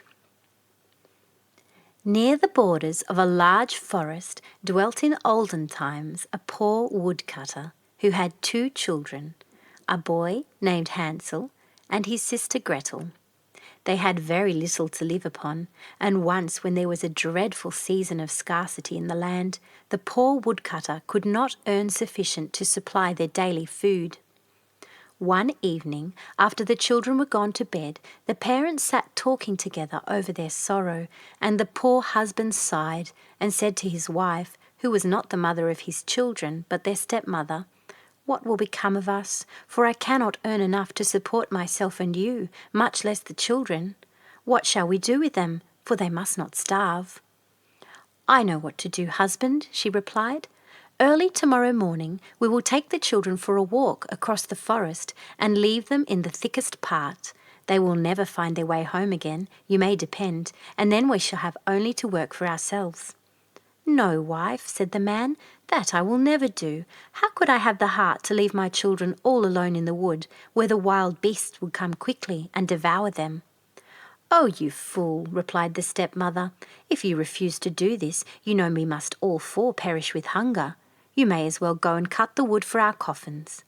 And after this she let him have no peace till he became quite worn out and could not sleep for hours, but lay thinking in sorrow about his children. The two children, who were also too hungry to sleep, heard all that their stepmother had said to their father. Poor little Gretel wept bitter tears as she listened, and said to her brother, "What is going to happen to us, Hansel?" "Hush, Gretel," he replied. "Don't be so unhappy. I know what to do." Then they lay quite still till their parents were asleep. As soon as it was quiet, Hansel got up, put on his little coat, unfastened the door, and slipped out.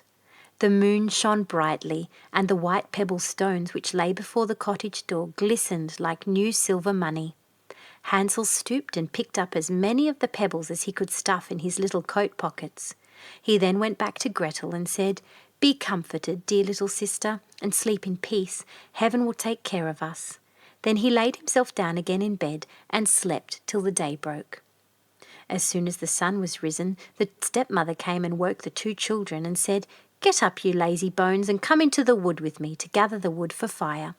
Then she gave each of them a piece of bread and said, "You must keep that to eat for your dinner, and don't quarrel over it, for you will get nothing more." Gretel took the bread under her charge, for Hansel's pockets were full of pebbles. Then the stepmother led them a long way into the forest. They had gone but a very short distance when Hansel looked back at the house, and this he did again and again. At last his stepmother said, "Why do you keep staying behind and looking back so?" "Oh, mother," said the boy, "I can see the little white cat sitting on the roof of the house, and I am sure she is crying for me." "Nonsense," she replied, "that is not your cat, it is the morning sun shining on the chimney pot." Hansel had seen no cat, but he stayed behind every time to drop a white pebble from his pocket on the ground as they walked. As soon as they reached a thick part of the wood, their stepmother said, "Come, children, gather some wood, and here I will make a fire, for it is very cold here." Then Hansel and Gretel raised quite a high heap of brushwood and faggots, which soon blazed up into a bright fire, and the woman said to them, "Sit down here, children, and rest, while I go and find your father, who is cutting wood in the forest. When we have finished our work, we will come again and fetch you." Hansel and Gretel seated themselves by the fire, and when noon arrived they each ate the piece of bread which their stepmother had given them for their dinner. And as long as they heard the strokes of the axe they felt safe, for they believed that their father was working near to them. But it was not an axe they heard, only a branch which still hung on a withered tree and was moved up and down by the wind. At last, when they'd been sitting there a long time, the children's eyes became heavy with fatigue, and they fell fast asleep. When they awoke, it was dark night, and poor Gretel began to cry and said, "Oh, how shall we get out of the wood?" But Hansel comforted her. "Don't fear," he said. "Let us wait a little while the moon rises, and then we shall easily find our way home." Very soon the full moon rose, and then Hansel took his little sister by the hand, and the white pebble stones, which glittered like newly coined money in the moonlight, and which Hansel had dropped as he walked, pointed out the way. They walked all the night through, and did not reach their father's house till the break of day. They knocked at the door, and when their stepmother opened it, she exclaimed, "You naughty children, why have you been staying so long in the forest? We thought you were never coming back." But their father was overjoyed to see them, for it grieved him to the heart to think that they'd been left alone in the wood. Not long after this there came another time of scarcity and want in every house, and the children heard their stepmother talking after they were in bed. "The times are just as bad as ever," she said. "We have just a half loaf left, and when that is gone, all love will be at an end. The children must go away. We must take them deeper into the forest this time, and they will not be able to find their way home as they did before. It is the only plan to save ourselves from starvation." But the husband felt heavy at heart, for he thought it was better to share the last morsel with his children. His wife would listen to nothing he said, but continued to reproach him, and as he had given way to her the first time, he could not refuse to do so now. The children were awake and heard all the conversation, so, as soon as their parents slept, Hansel got up, intending to go out and gather some more of the bright pebbles to let fall as he walked, that they might point out the way home. But his stepmother had locked the door, and he could not open it. When he went back to his bed, he told his little sister not to fret, but to go to sleep in peace, for he was sure they would be taken care of. Early the next morning, the stepmother came and pulled the children out of bed, and when they were dressed, gave them each a piece of bread for their dinners, smaller than they had had before, and then they started on their way to the wood. As they walked, Hansel, who had the bread in his pocket, broke off little crumbs and stopped every now and then to drop one, turning around as if he were looking back at his home. "Hansel," said the woman, "what are you stopping for in that way? Come along directly." "I saw my pigeon sitting on the roof, and he wants to say good-bye to me," replied the boy. "Nonsense," she said, "that is not your pigeon, it is only the morning sun shining on the chimney-top." But Hansel did not look back any more. He only dropped pieces of bread behind him as they walked through the wood. This time they went on till they reached the thickest and densest part of the forest, where they had never been before in all their lives. Again they gathered faggots and brushwood, of which the stepmother made up a large fire. Then she said, "Remain here, children, and rest, while I go to help your father, who is cutting wood in the forest. When you feel tired, you can lie down and sleep for a little while, and we will come and fetch you in the evening when your father has finished his work." So the children remained alone till midday, and then Gretel shared her piece of bread with Hansel, for he had scattered his own along the road when they walked. After this they slept for a while, and the evening drew on, but no one came to fetch the poor children. When they awoke, it was quite dark, and poor little Gretel was afraid, but Hansel comforted her, as he had done before, by telling her that they need only wait till the moon rose. "You know, little sister," he said, "that I have thrown breadcrumbs all along the road we came, and they will easily point out the way home." But when they went out of the thicket into the moonlight, they found no breadcrumbs, for the numerous birds which inhabited the trees of the forest had picked them all up. Hansel tried to hide his fear when he made this sad discovery, and said to his sister, "Cheer up, Gretel, I dare say we shall find our way home without the crumbs. Let us try." But this they found impossible. They wandered about the whole night, and the next day from morning till evening, but they could not get out of the wood, and were so hungry that if it had not been for a few berries which they picked, they must have starved. At last they were so tired that their poor little legs could carry them no farther, so they laid themselves down under a tree and went to sleep. When they awoke, it was the third morning since they had left their father's house, and they determined to try once more to find their way home. But it was no use. They only went still deeper into the wood, and knew that if no help came, they must starve. About noon they saw a beautiful snow-white bird sitting on the branch of a tree and singing so beautifully that they stood still to listen. When he had finished his song, he spread out his wings and flew on before them.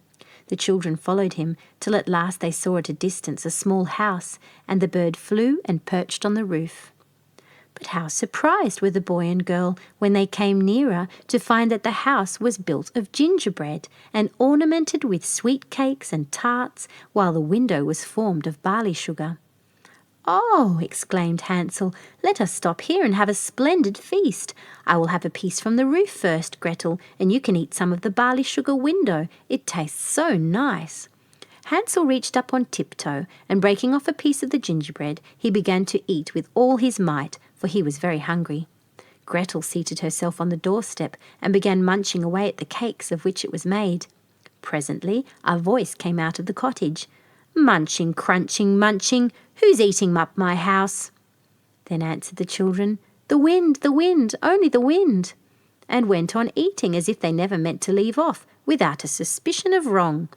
Hansel, who found the cake on the roof taste very good, broke off another large piece, and Gretel had just taken out a whole pane of barley sugar from the window and seated herself to eat it, when the door opened and a strange-looking old woman came out, leaning on a stick. Hansel and Gretel were so frightened that they let fall what they had in their hands. The old woman shook her head at them and said, "Ah, you dear children, who has brought you here?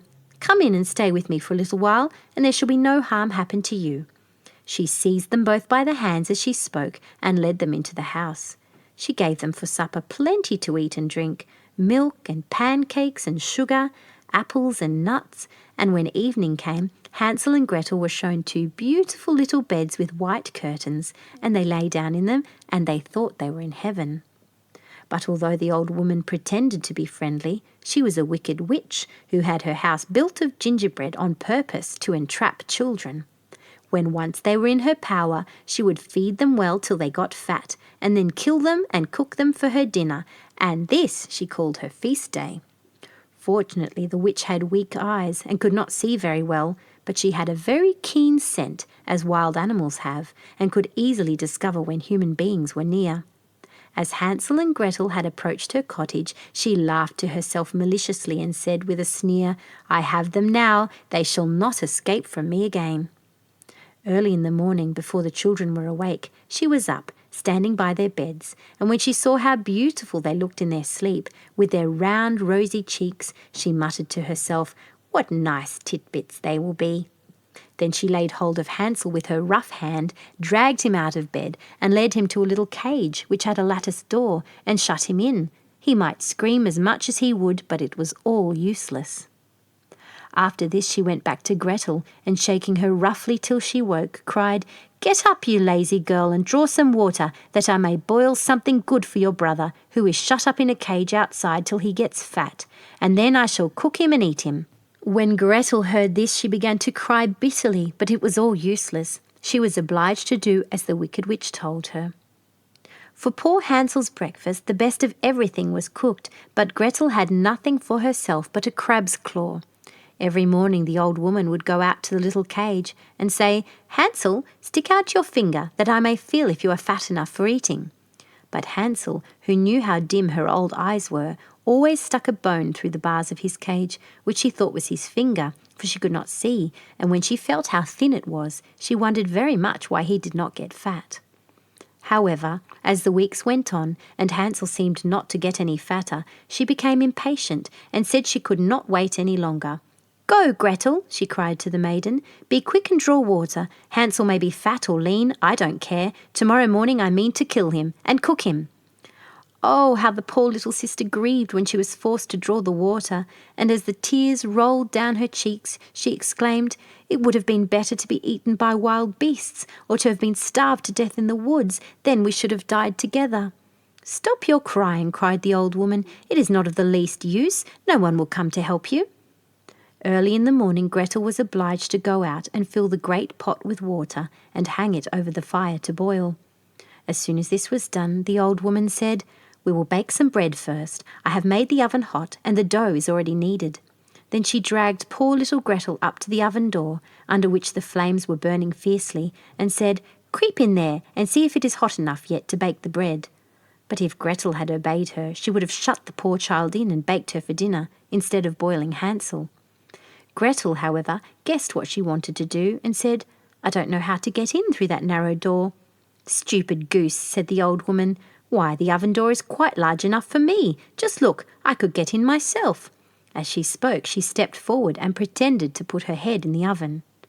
A sudden thought gave Gretel unusual strength. She started forward, gave the old woman a push which sent her right into the oven, then she shut the iron door and fastened the bolt.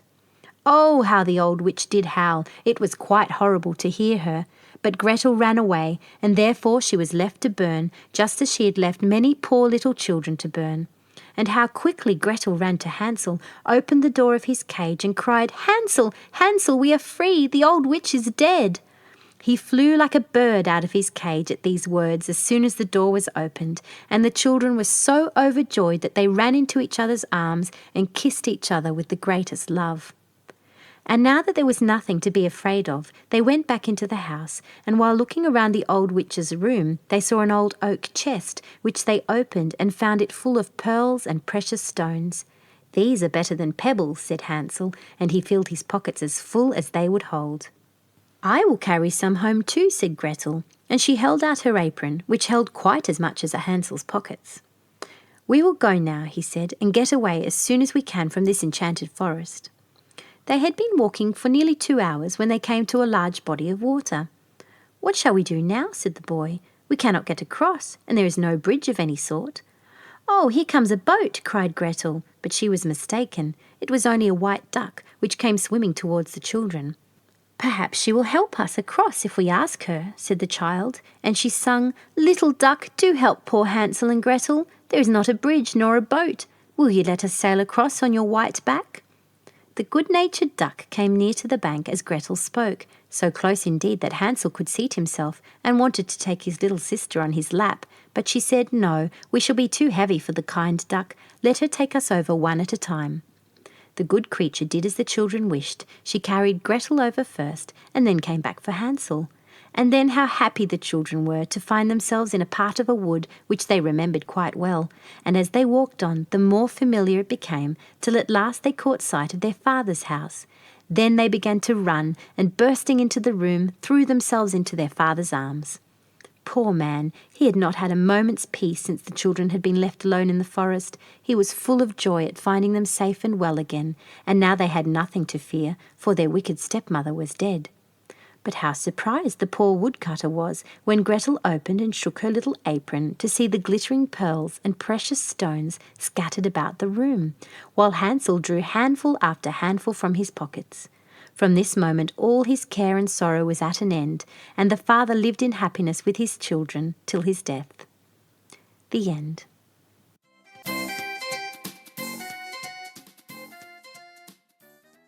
The Sleeping Beauty in the Wood by Charles Perrault. There were formerly a king and a queen who were so sorry that they had no children, so sorry that it cannot be expressed. They went to all the waters in the world. Vows, pilgrimages, all ways were tried, and all to no purpose. At last, however, the queen fell with child and gave birth to a daughter. There was a very fine christening, and the princess had for her godmothers all the fairies they could find in the whole kingdom. They found 7, that every one of them might give her a gift, as was the custom of fairies in those days, and that by this means the princess might have all the perfections imaginable. After the ceremonies of the christening were over, all the company returned to the king's palace, where was prepared a great feast for the fairies. There was placed before every one of them a magnificent setting, with a case of massive gold, a spoon, knife and fork, all of pure gold set with diamonds and rubies.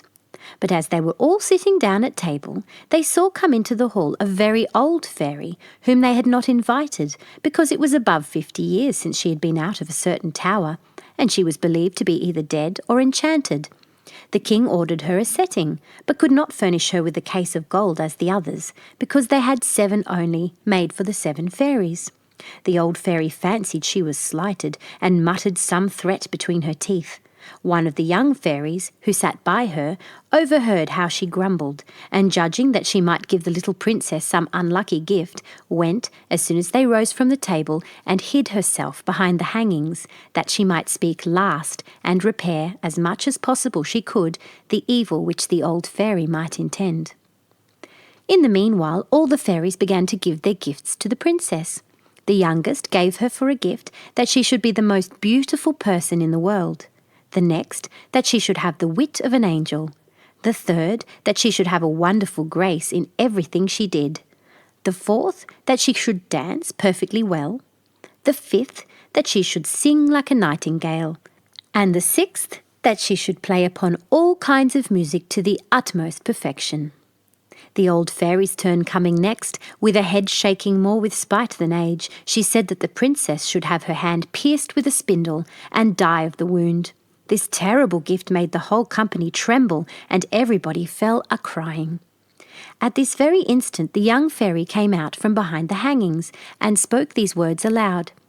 "Be reassured, O king and queen, your daughter shall not die of this disaster. It is true, I have no power to undo entirely what my elder has done. The princess shall indeed pierce her hand with a spindle, but instead of dying, she shall only fall into a profound sleep, which shall last 100 years, at the expiration of which a king's son shall come and awake her." The king, to avoid the misfortune foretold by the old fairy, caused immediately proclamations to be made, whereby everybody was forbidden, on pain of death, to spin with a distaff and spindle, or to have so much as any spindle in their houses. About 15 or 16 years after, The king and queen being gone to one of their houses of pleasure, the young princess happened one day to divert herself running up and down the palace. When going up from one apartment to another, she came into a little room on the top of a tower, where a good old woman, alone, was spinning with her spindle. This good woman had never heard of the king's proclamation against spindles. "What are you doing there, goody?" said the princess. "I am spinning, my pretty child," said the old woman, who did not know who she was. "Ha!" said the princess, "this is very pretty. How do you do it? Give it to me, that I may see if I can do so." She had no sooner taken the spindle into her hand than, whether being very hasty at it, somewhat unhandy, or that the decree of the fairy had so ordained it, it ran into her hand and she fell down in a swoon. The good old woman, not knowing very well what to do in this affair, cried out for help. People came in from every quarter in great numbers. They threw water upon the princess's face, unlaced her, stuck her on the palms of her hands, and rubbed her temples with Hungary water, but nothing would bring her to herself. And now the king, who came up at the noise, bethought himself of the prediction of the fairies, and judging very well that this must necessarily come to pass, since the fairies had said it, caused the princess to be carried into the finest apartment in his palace, and to be laid upon a bed all embroidered with gold and silver. One would have taken her for an angel, she was so very beautiful, for her swooning away had not diminished one bit of her complexion. Her cheeks were carnation, and her lips like coral.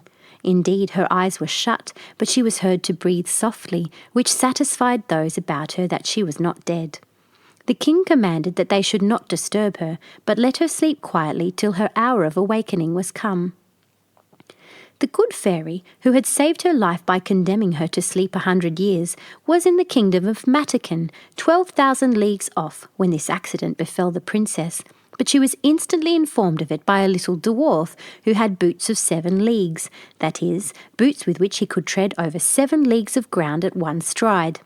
The fairy came away immediately, and she arrived about an hour after in a fiery chariot drawn by dragons. The king handed her out of the chariot, and she approved everything he had done. But, as she had a very great foresight, she thought, when the princess should awake, she might not know what to do with herself, being all alone in this old palace. So this was what she did. She touched with her wand everything in the palace, except the king and the queen, governesses, maids of honour, ladies of the bedchamber, gentlemen, officers, stewards, cooks, undercooks, scullions, guards with their beef-eaters, pages, footmen. She likewise touched all the horses which were in the stables, as well as their grooms, the great dogs in the outward court, and pretty little Mopsy too, the princess's little spaniel, which lay by her on the bed. Immediately upon her touching them, they all fell asleep, so that they would not awake before their mistress, and that they would be ready to wait upon her when she wanted them. The cooks roasting a spit at the fire, as full as they could hold of partridges and pheasants, also fell asleep, and the fire likewise. All this was done in a moment. Fairies are not long in doing their business. And now the king and queen, having kissed their dear child without waking her, went out of the palace and put forth a proclamation that nobody should dare to come near it. This, however, was not necessary, for in a quarter of an hour's time there grew up all around the park such vast numbers of trees, great and small, bushes and brambles, twining one within another, that neither man nor beast could pass through, so that nothing could be seen but the very top of the towers of the palace, and that too not unless it was a good way off.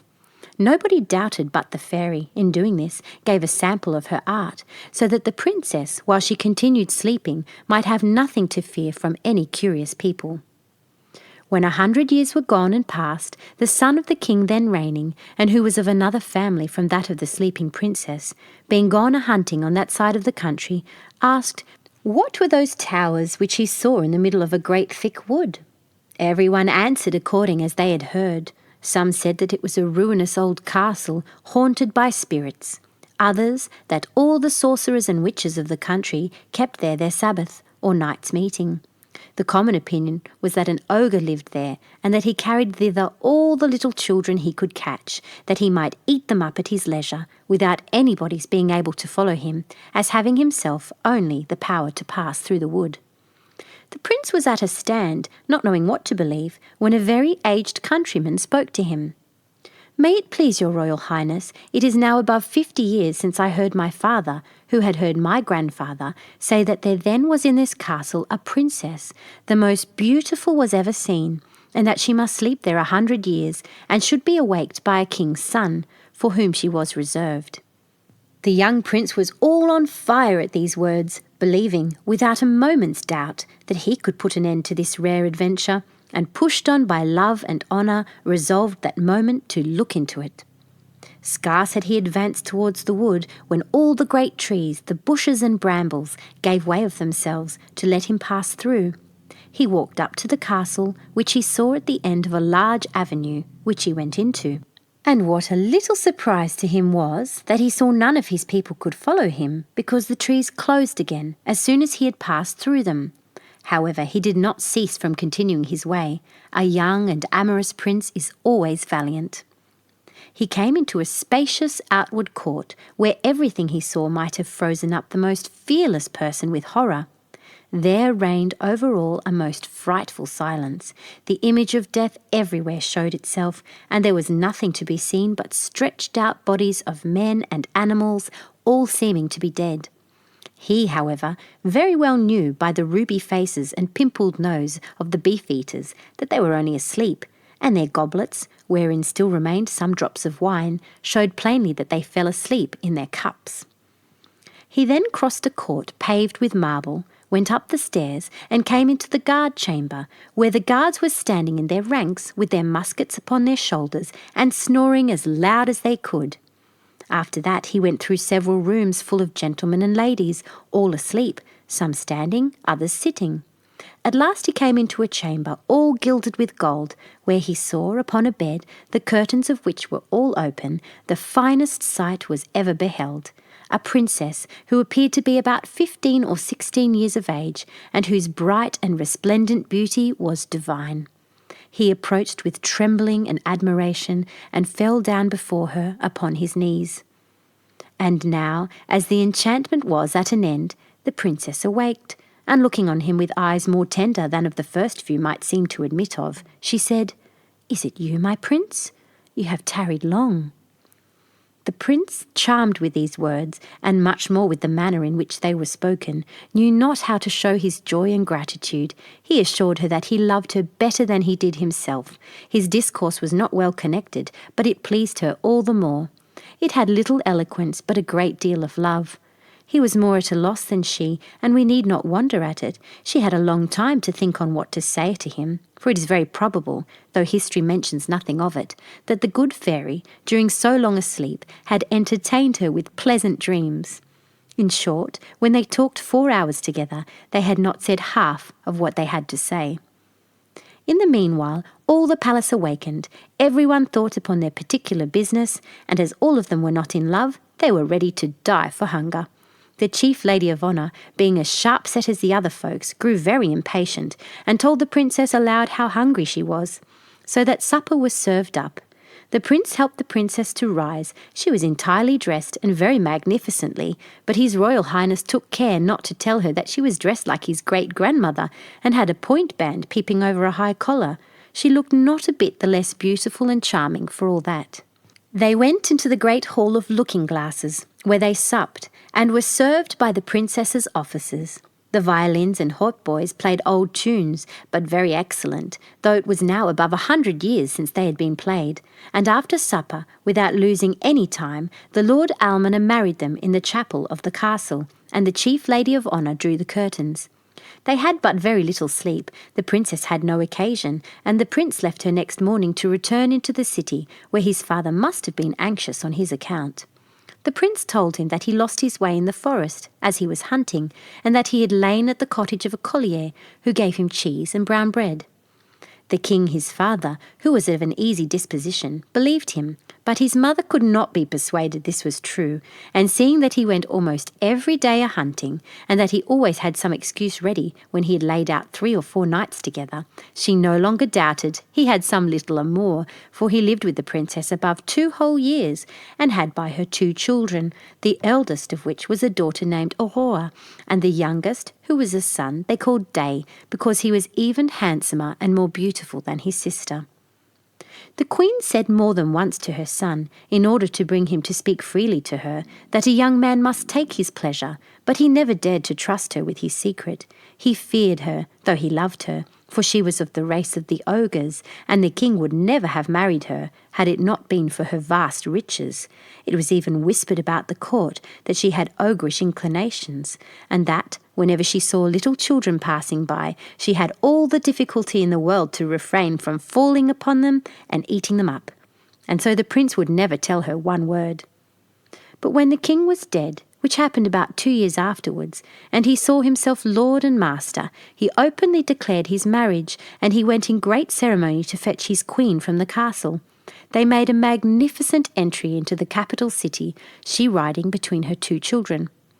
Some time after, the king went to make war with the Emperor Cantalabute, his neighbour. He left the government of the kingdom to his mother the queen, and earnestly asked her to care for his wife and children.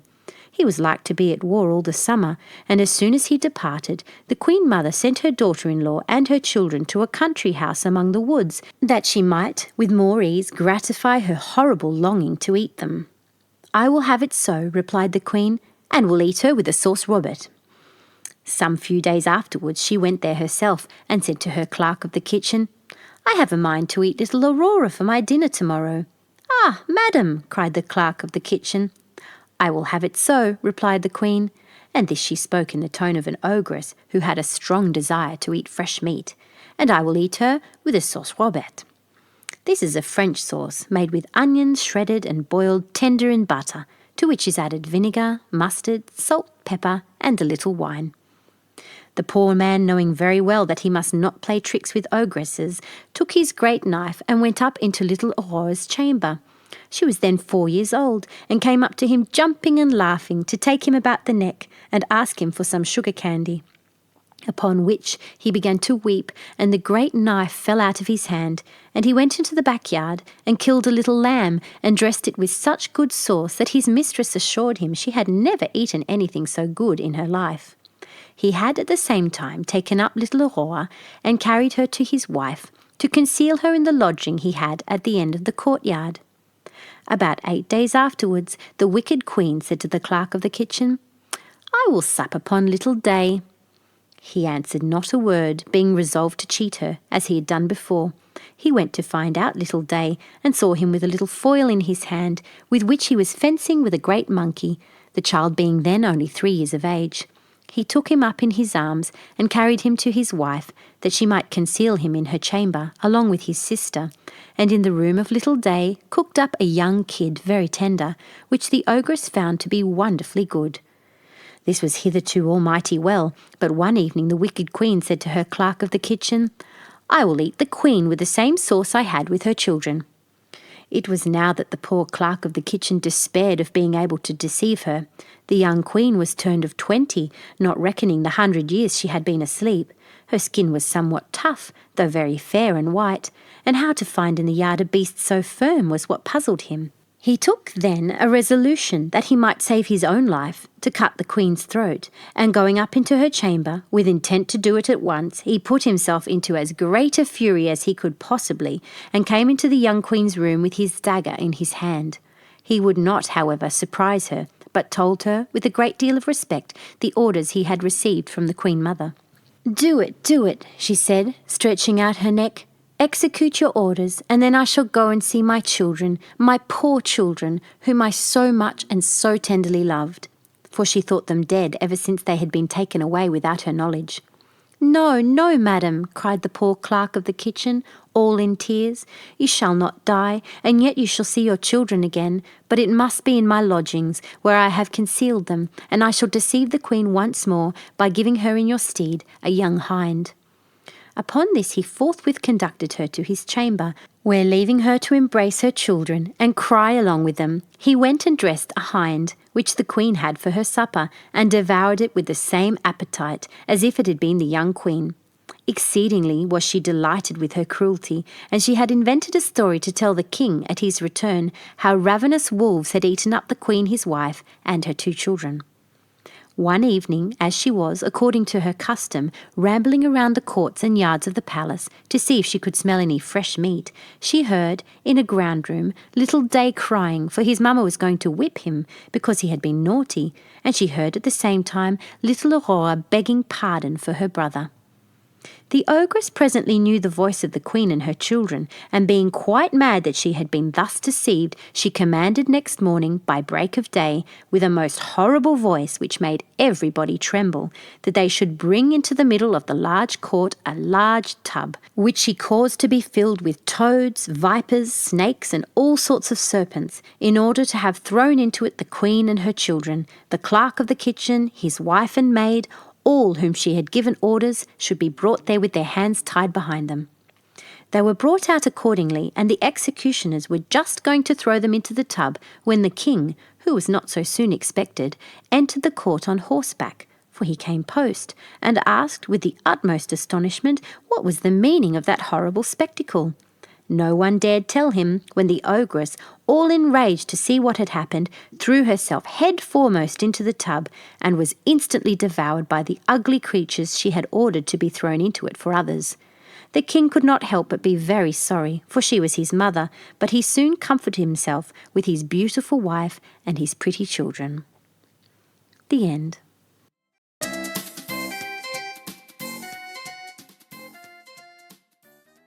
The Elves and the Shoemaker by the Brothers Grimm. There was once a shoemaker who worked very hard and was very honest, but still he could not earn enough to live upon, and at last all he had in the world was gone, save just leather enough to make 1 pair of shoes. Then he cut his leather out, all ready to make up the next day, meaning to rise early in the morning to his work. His conscience was clear and his heart light amidst all his troubles, so he went peaceably to bed, left all his cares to heaven, and soon fell asleep. In the morning, after he had said his prayers, he sat himself down to his work, when, to his great wonder, there stood the shoes all ready made upon the table. The good man knew not what to say or think at such an odd thing happening. He looked at the workmanship. There was not 1 false stitch in the whole job. All was so neat and true that it was quite a masterpiece. The same day a customer came in, and the shoes suited him so well that he willingly paid a price higher than usual for them, and the poor shoemaker, with the money, brought leather enough to make 2 pairs more. In the evening he cut out the work and went to bed early, that he might get up and begin betimes next day. But he was saved all the trouble, for when he got up in the morning, the work was done ready to his hand. Soon in came buyers, who paid him handsomely for his goods, so that he bought leather enough for 4 pair more. He cut out the work again overnight, and found it done in the morning, as before, and so it went on for some time. What was got ready in the evening was always done by daybreak, and the good man soon became thriving and well off again. One evening, about Christmas time, as he and his wife were sitting over the fire chatting together, he said to her, "I should like to sit up and watch tonight, that we may see who it is that comes and does my work for me."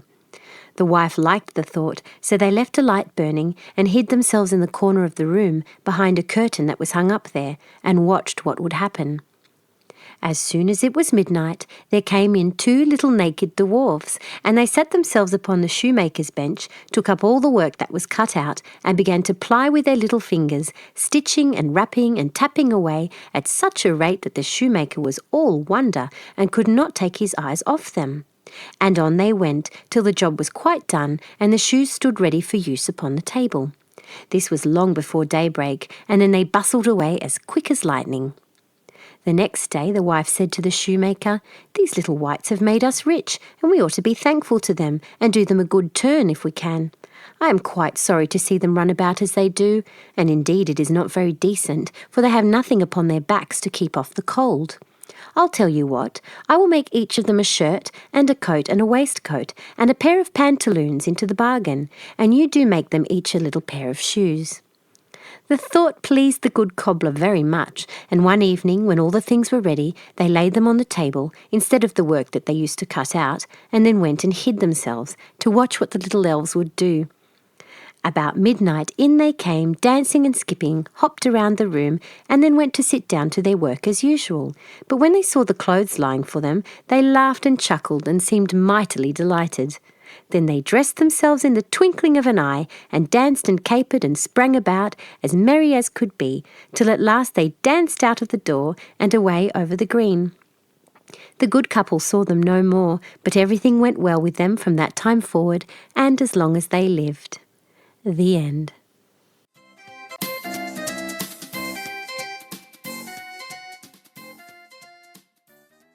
The Golden Branch by the Countess d'Aulnoy.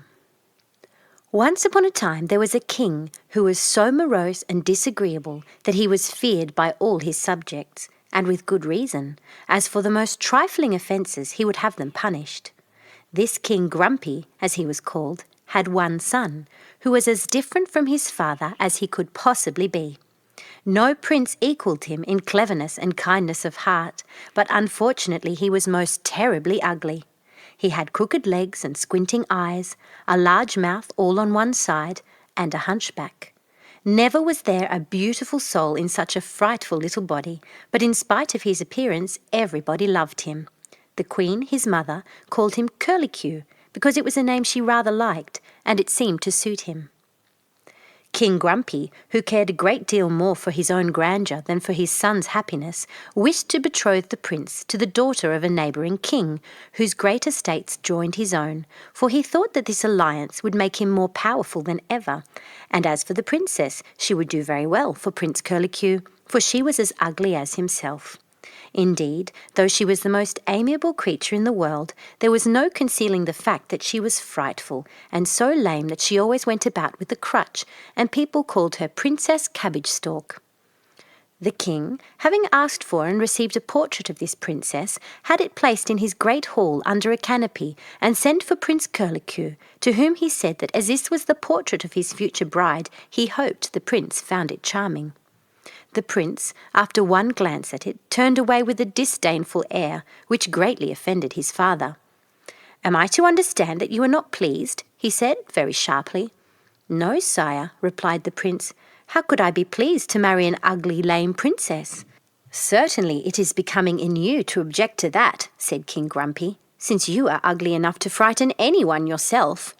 "That is the very reason," said the prince, "that I wish to marry someone who is not ugly. I am quite tired enough of seeing myself." "I tell you that you shall marry her," cried King Grumpy angrily. And the prince, seeing that it was of no use to remonstrate, bowed and retired. As King Grumpy was not used to being contradicted in anything, he was very much displeased with his son, and ordered that he should be imprisoned in the tower that was kept on purpose for rebellious princes, but had not been used for about 200 years, because there had not been any. The prince thought all the rooms looked strangely old-fashioned, with their antique furniture, but as there was a good library he was pleased, for he was very fond of reading, and he soon got permission to have as many books as he liked. But when he looked at them he found that they were written in a forgotten language, and he could not understand a single word, though he amused himself with trying. King Grumpy was so convinced that Prince Curlicue would soon get tired of being in prison, and so consent to marry the Princess Cabbage Stalk, that he sent ambassadors to her father, proposing that she should come and be married to his son, who would make her perfectly happy. The king was delighted to receive so good an offer for his unlucky daughter, though, to tell the truth, he found it impossible to admire the prince's portrait which had been sent to him. However, he had it placed in as favourable a light as possible, and sent for the princess, but the moment she caught sight of it, she looked the other way and began to cry. The king, who was very much annoyed to see how greatly she disliked it, took a mirror, and holding it up before the unhappy princess, said, "I see you do not think the prince handsome, but look at yourself, and see if you have any right to complain about that." "Sire," she answered, "I do not wish to complain, only I beg of you do not make me marry at all. I'd rather be the unhappy Princess Cabbage Stalk all my life than inflict the sight of my ugliness on anyone else. But the king would not listen to her and sent her away with the ambassadors. In the meantime, the prince was kept safely locked up in his tower, and, that he might be as dull as possible, King Grumpy ordered that no one should speak to him, and that they should give him next to nothing to eat. But all the prince's guards were so fond of him that they did everything they dared, in spite of the king, to make the time pass more pleasantly. One day, as the prince was walking up and down the great gallery, thinking how miserable it was to be so ugly, and to be forced to marry an equally frightful princess, he looked up suddenly and noticed that the painted windows were particularly bright and beautiful. And for the sake of doing something that would change his sad thoughts, he began to examine them attentively. He found that the pictures seemed to be scenes from the life of a man who appeared in every window, and the prince, fancying that he saw in this man some resemblance to himself, began to be deeply interested. In the first window there was a picture of him in one of the turrets of the tower. Farther on he was seeking something in a chink in the wall.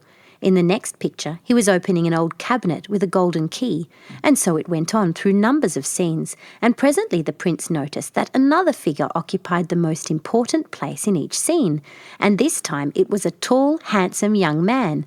Poor Prince Curlicue found it a pleasure to look at him. He was so straight and strong. By this time it had grown dark, and the prince had to go back to his own room, and to amuse himself he took up a quaint old book and began to look at the pictures. But his surprise was great to find that they represented the same scenes as the windows of the gallery, and what was more, that they seemed to be alive. In looking at pictures of musicians, he saw their hands move and heard sweet sounds. There was a picture of a ball, and the prince could watch the little dancing people come and go.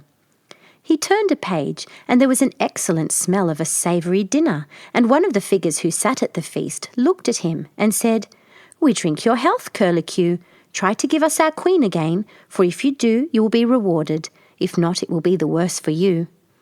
At these words the prince, who had been growing more and more astonished, was fairly terrified, and dropping the book with a crash, he sank back insensible. The noise he made brought his guards to his aid, and as soon as he revived, they asked him what was the matter. He answered that he was so faint and giddy with hunger that he had imagined he saw and heard all sorts of strange things. Thereupon, in spite of the king's orders, the guards gave him an excellent supper, and when he had eaten it, he again opened his book, but he could see none of the wonderful pictures, which convinced him that he must have been dreaming before. However, when he went into the gallery next day and looked at the painted windows again, he found that they moved, and the figures came and went as if they had been alive, and after watching the one who was like himself find the key in the crack of the turret wall and open the old cabinet, he determined to go and examine the place himself, and try to find out what the mystery was. So he went up into the turret and began to search about and tap upon the walls, and at once he came upon a place that sounded hollow. Taking a hammer, he broke away a bit of the stone and found behind it a little golden key. The next thing to do was to find the cabinet, and the prince soon came to it, hidden away in a dark corner, though indeed it was so old and battered looking that he would never have noticed it of his own accord.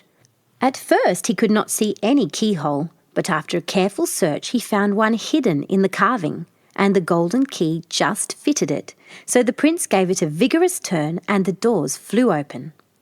Ugly and old as the cabinet was outside, nothing could have been more rich and beautiful than what met the prince's astonished eyes.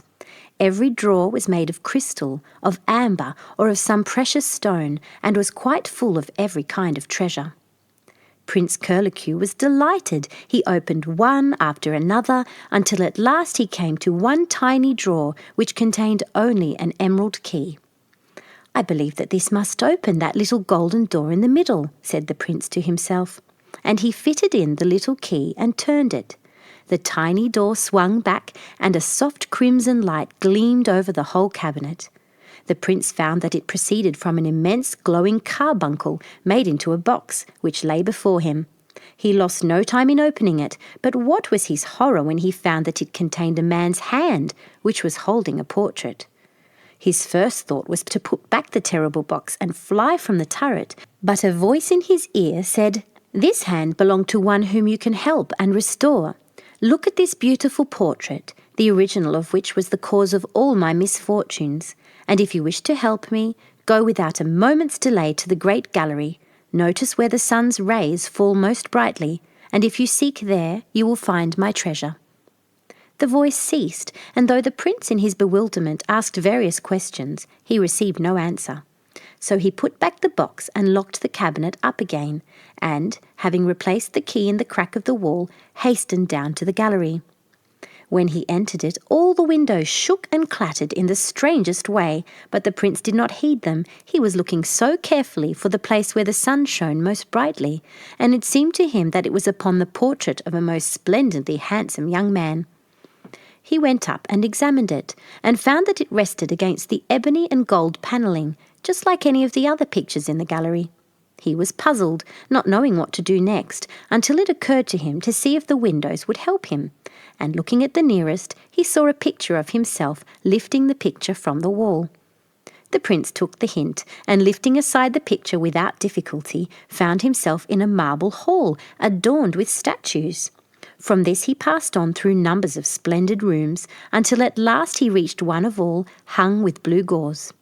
The walls were of turquoises, and upon a low couch lay a lovely lady who seemed to be asleep. Her hair, black as ebony, was spread across the pillows, making her face look ivory white, and the prince noticed that she was unquiet, and when he softly advanced, fearing to wake her, he could hear her sigh and murmur to herself, "Ah, how dared you think to win my love by separating me from my beloved Florimond, and in my presence cutting off that dear hand that even you should have feared and honoured?" And then the tears slowly rolled down the lovely lady's cheeks, and Prince Curlicue began to comprehend that she was under an enchantment, and that it was the hand of her lover that he had found. At this moment a huge eagle flew into the room, holding in its talons a golden branch, upon which were growing what looked like clusters of cherries, only every cherry was a single glowing ruby. This he presented to the prince, who guessed by this time that he was in some way to break the enchantment that surrounded the sleeping lady. Taking the branch, he touched her lightly with it, saying, "Fair one, I know not by what enchantment thou art bound, but in the name of thy beloved Florimond, I conjure thee to come back to the life which thou hast lost, but not forgotten." Instantly the lady opened her lustrous eyes and saw the eagle hovering near. "Ah, stay, dear love, stay," she cried, but the eagle, uttering a dolorous cry, fluttered his broad wings and disappeared. Then the lady turned to Prince Curlicue and said, "I know that it is to you I owe my deliverance from an enchantment which has held me for 200 years. If there is anything that I can do for you in return, you have only to tell me, and all my fairy power shall be used to make you happy." "Madam," said Prince Curlicue, "I wish to be allowed to restore your beloved Florimond to his natural form, since I cannot forget the tears you shed for him." "That is very amiable of you, dear Prince," said the fairy, "but it is reserved for another person to do that. I cannot explain more at the present. But is there nothing you wish for yourself?" "Madam," cried the prince, flinging himself down at her feet, "only look at my ugliness. I am called Curlicue, and am an object of derision. I entreat you to make me less ridiculous." "Rise, Prince," said the fairy, touching him with the golden branch. "Be as accomplished as you are handsome, and take the name of Prince Peerless, since that is the only title which will suit you now." Silent from joy, the prince kissed her hand to express his thanks, and when he rose and saw his new reflection in the mirrors which surrounded him, he understood that Curlicue was indeed gone forever. "How I wish," said the fairy, "that I dared to tell you what is in store for you, and warn you of the traps which lie in your path, but I must not. Fly from the tower, Prince, and remember that the fairy Douceline will be your friend always." When she had finished speaking, the prince, to his great astonishment, found himself no longer in the tower, but set down in a thick forest, at least 100 leagues away from it. And there we must leave him for the present, and see what was happening elsewhere. When the guards found that the prince did not ask for his supper as usual, they went into his room, and not finding him there were very much alarmed, and searched the tower from turret to dungeon, but without success. Knowing that the king would certainly have them punished for allowing the prince to escape, they then agreed to say that he was ill, and after making the smallest among them look as much like Prince Curlicue as possible, they put him into his bed and sent to inform the king. King Grumpy was quite delighted to hear that his son was ill, for he thought that he would all the sooner be brought to do as he wished and marry the princess. So he sent back to the guards to say that the prince was to be treated as severely as before, which was just what they had hoped he would say. In the meantime, the Princess Cabbage Stalk had reached the palace, travelling in a litter. King Grumpy went out to meet her, but when he saw her, with a skin like a tortoise's, her thick eyebrows meeting above her large nose, and her mouth from ear to ear, he could not help crying out, "Well, I must say Curlicue is ugly enough, but I don't think you need have thought twice before consenting to marry him." "Sire," she replied, "I know too well what I am like to be hurt by what you say, but I assure you that I have no wish to marry your son. I had rather be called Princess Cabbage Stalk than Queen Curlicue." This made King Grumpy very angry. "Your father has sent you here to marry my son," he said, "and you may be sure that I am not going to offend him by altering his arrangements." So the poor princess was sent away in disgrace to her own apartments, and the ladies who attended upon her were charged to bring her to a better mind. At this juncture the guards, who were in great fear that they would be found out, sent to tell the king that his son was dead, which annoyed him very much. He at once made up his mind that it was entirely the princess's fault, and gave orders that she should be imprisoned in the tower in Prince Curlicue's place. The Princess Cabbage Stalk was immensely astonished at this unjust proceeding, and sent many messages of remonstrance to King Grumpy, but he was in such a temper that no one dared to deliver them, or to send the letters which the princess wrote to her father. However, as she did not know this, she lived in hope of soon going back to her own country, and tried to amuse herself as well as she could until the time should come. Every day she walked up and down the long gallery, until she too was attracted and fascinated by the ever-changing pictures in the windows, and recognised herself in one of the figures. "They seem to have taken a great delight in painting me since I came to this country," she said to herself. "One would think that I and my crutch were put in on purpose to make that slim, charming young shepherdess in the next picture look prettier by contrast. Ah, how nice it would be to be as pretty as that." And then she looked at herself in a mirror and turned away quickly with tears in her eyes from the doleful sight.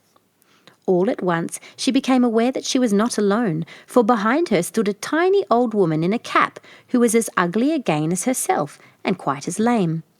"Princess," she said, "your regrets are so piteous that I have come to offer you the choice of goodness or beauty. If you wish to be pretty, you shall have your way, but you will also be vain, capricious, and frivolous. If you remain as you are now, you shall be wise and amiable and modest." "Alas, madam," cried the princess, "is it impossible to be at once wise and beautiful?" "No, child," answered the old woman, "only to you it is decreed that you must choose between the two. See, I have brought with me my white and yellow muff. Breathe upon the yellow side, and you will become like the pretty shepherdess you so much admire, and you will have won the love of the handsome shepherd whose picture I have already seen you studying with interest. Breathe upon the white side, and your looks will not alter, but you will grow better and happier day by day. Now you may choose." "Ah, well," said the princess, "I suppose one can't have everything, and it's certainly better to be good than pretty." And so she breathed upon the white side of the muff and thanked the old fairy, who immediately disappeared. The Princess Cabbage Stalk felt very forlorn when she was gone, and began to think that it was quite time her father sent an army to rescue her. "If I could but get up into the turret," she thought, "to see if anyone is coming," but to climb up there seemed impossible. Nevertheless, she presently hit upon a plan. The great clock was in the turret, as she knew, though the weights hung down into the gallery. Taking one of them off the rope, she tied herself on in its place, and when the clock was wound up she went triumphantly into the turret. She looked out over the country the first thing, but seeing nothing, she sat down to rest a little, and accidentally leant back against the wall, which Curlicue, or rather Prince Peerless, had so hastily mended. Out fell the broken stone, and with it the golden key. The clatter it made upon the floor attracted the Princess Cabbage Stalk's attention. She picked it up, and after a moment's consideration decided that it must belong to the curious old cabinet in the corner, which had no visible keyhole. and then it was not long before she had it open, and was admiring the treasures it contained as much as Prince Peerless had done before her, and at last she came to the carbuncle box. No sooner had she opened it than with a shudder of horror she tried to throw it down, but found that some mysterious power compelled her to hold it against her will. And at this moment a voice in her ear said softly, "Take courage, Princess. Upon this adventure your future happiness depends." "What am I to do?" said the Princess, trembling. "Take the box," replied the voice, "and hide it under your pillow, and when you see an eagle, give it to him without losing a moment." Terrified as the Princess was, she did not hesitate to obey, and hastened to put back all the other precious things precisely as she had found them. By this time her guards were seeking her everywhere, and they were amazed to find her up in the turret, for they said she could only have got there by magic.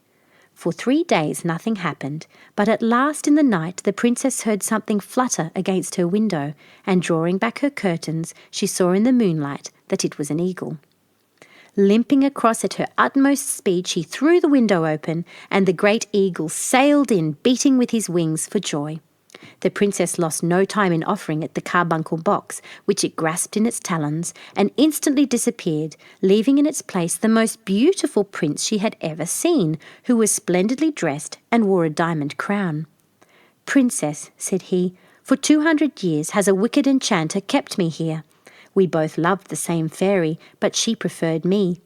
However, he was more powerful than I, and succeeded, when for a moment I was off my guard, in changing me into an eagle, while my queen was left in an enchanted sleep. I knew that after 200 years a prince would recall her to the light of day, and a princess, in restoring to me the hand which my enemy had cut off, would give me back my natural form. The fairy who watches over your destiny told me this, and it was she who guided you to the cabinet in the turret, where she had placed my hand. It is she also who permits me to show my gratitude to you by granting whatever favour you may ask of me. Tell me, Princess, what is it that you wish for most? Shall I make you as beautiful as you deserve to be?"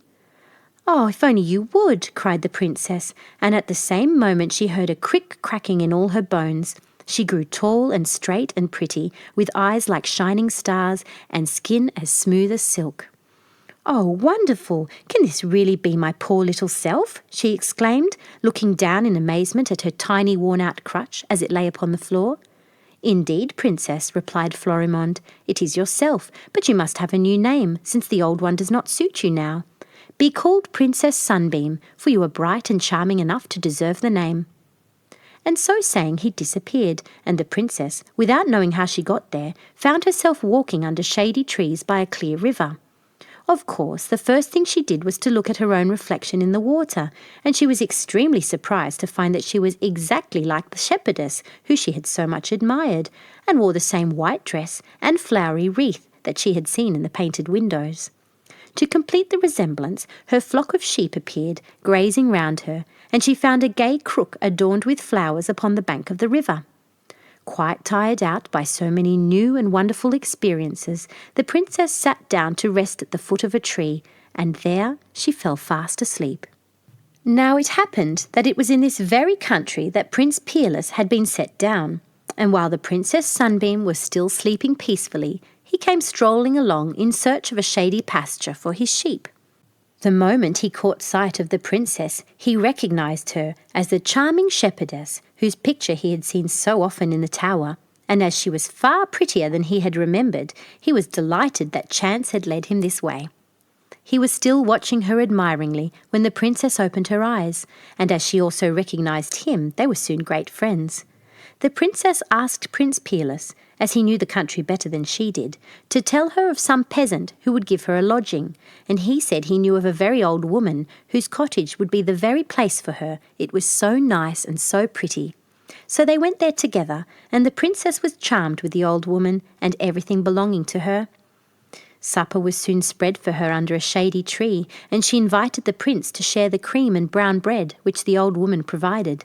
This he was delighted to do, and having first fetched from his own garden all the strawberries, cherries, nuts and flowers he could find, they sat down together and were very merry.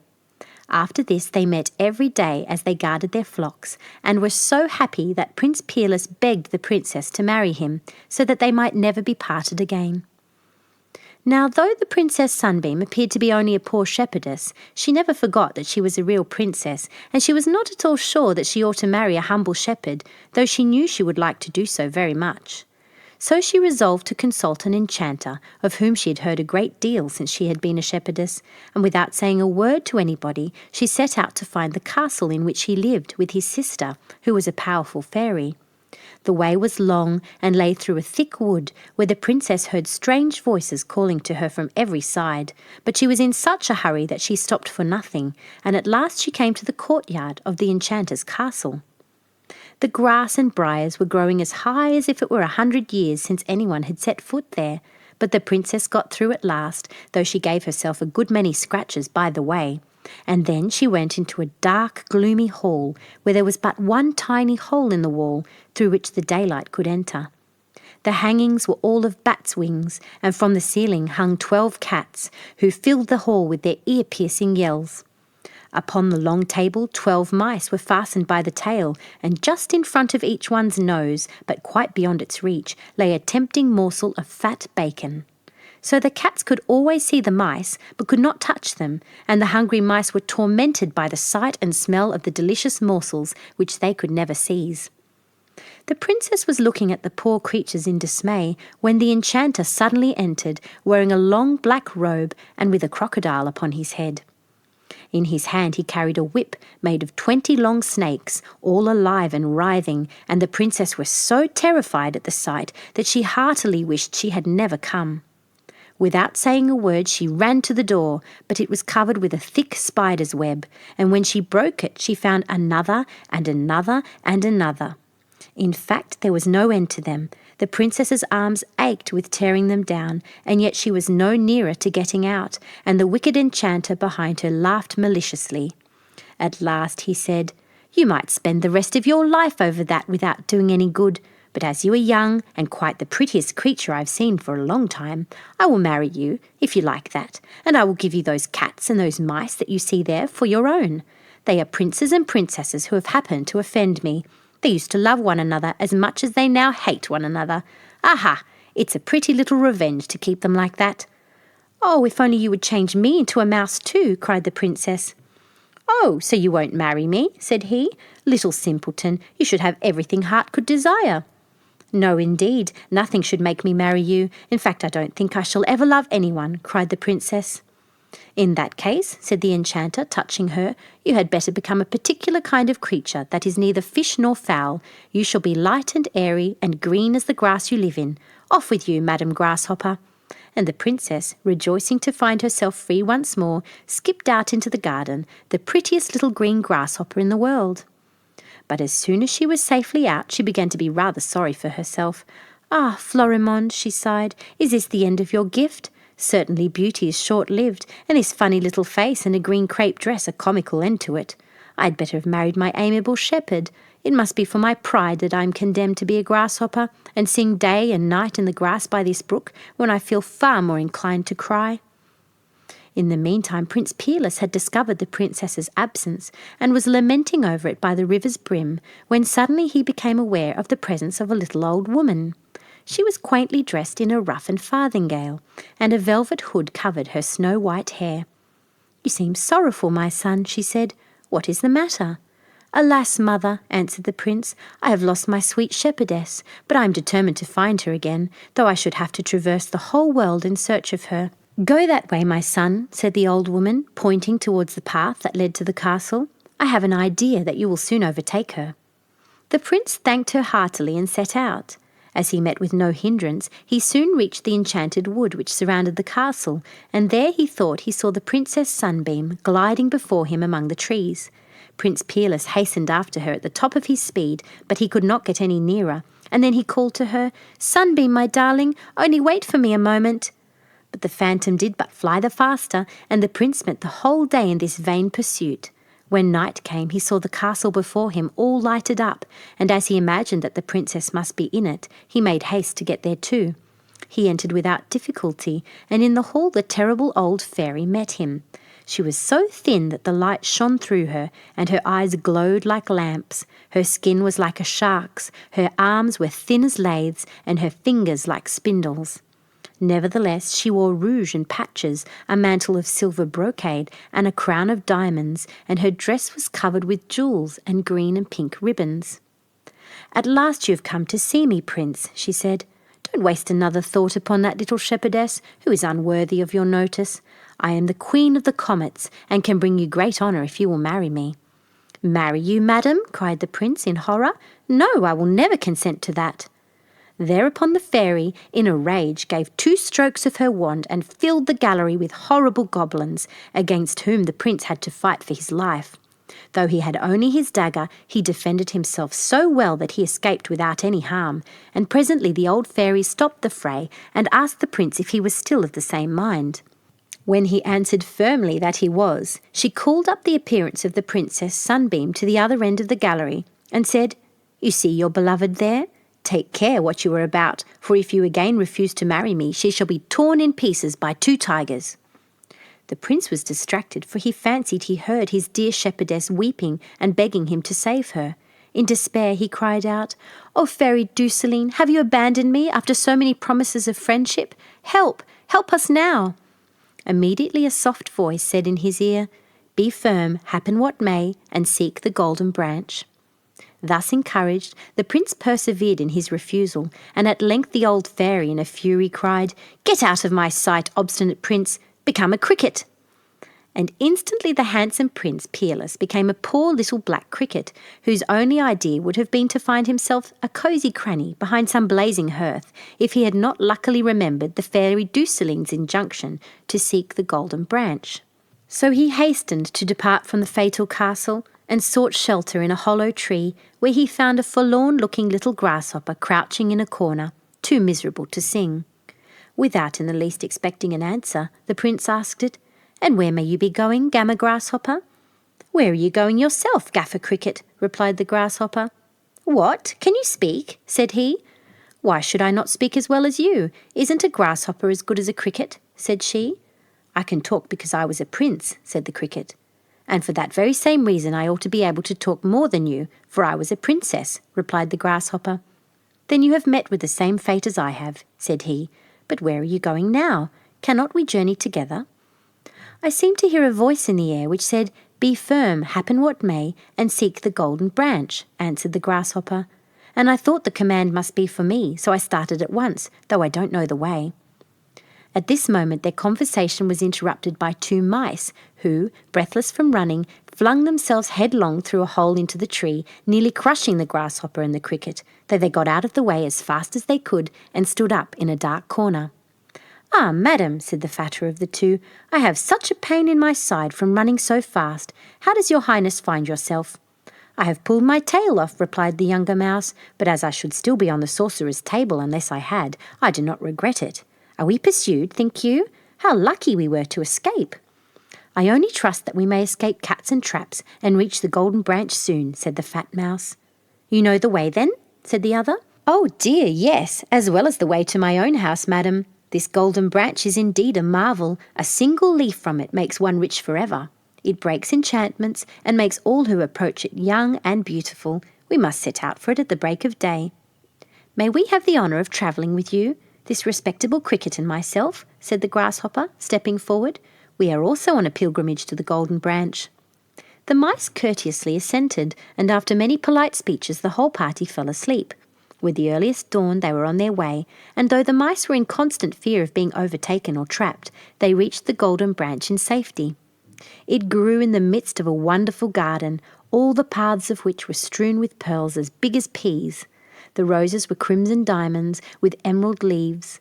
The pomegranates were garnets, the marigolds topazes, the daffodils yellow diamonds, the violets sapphires, the cornflowers turquoises, the tulips amethysts, opals and diamonds, so that the garden borders blazed like the sun. The golden branch itself had become as tall as a forest tree and sparkled with ruby cherries to its topmost twig. No sooner had the grasshopper and the cricket touched it than they were restored to their natural forms, and their surprise and joy were great when they recognised each other. At this moment Florimond and the fairy Douceline appeared in great splendour, and the fairy, as she descended from her chariot, said with a smile, "So you two have found one another again, I see, but I still have a surprise left for you. Don't hesitate, Princess, to tell your devoted shepherd how dearly you love him, as he is the very prince your father sent you to marry. So come here, both of you, and let me crown you, and we will have the wedding at once." The prince and princess thanked her with all their hearts, and declared that to her they owed all their happiness. And then the two princesses, who had so lately been mice, came and begged that the fairy would use her power to release their unhappy friends, who were still under the enchanter's spell. "Really," said the fairy Douceline, "on this happy occasion I cannot find it in my heart to refuse you anything." And she gave 3 strokes of her wand upon the golden branch, and immediately all the prisoners in the enchanter's castle found themselves free, and came with all speed to the wonderful garden, where one touch of the golden branch restored each one to his natural form, and they greeted one another with many rejoicings. To complete her generous work, the fairy presented them with the wonderful cabinet and all the treasures it contained, which were worth at least 10 kingdoms. But to Prince Peerless and the Princess Sunbeam she gave the palace and garden of the Golden Branch, where, immensely rich and greatly beloved by all their subjects, they lived happily ever after. The end.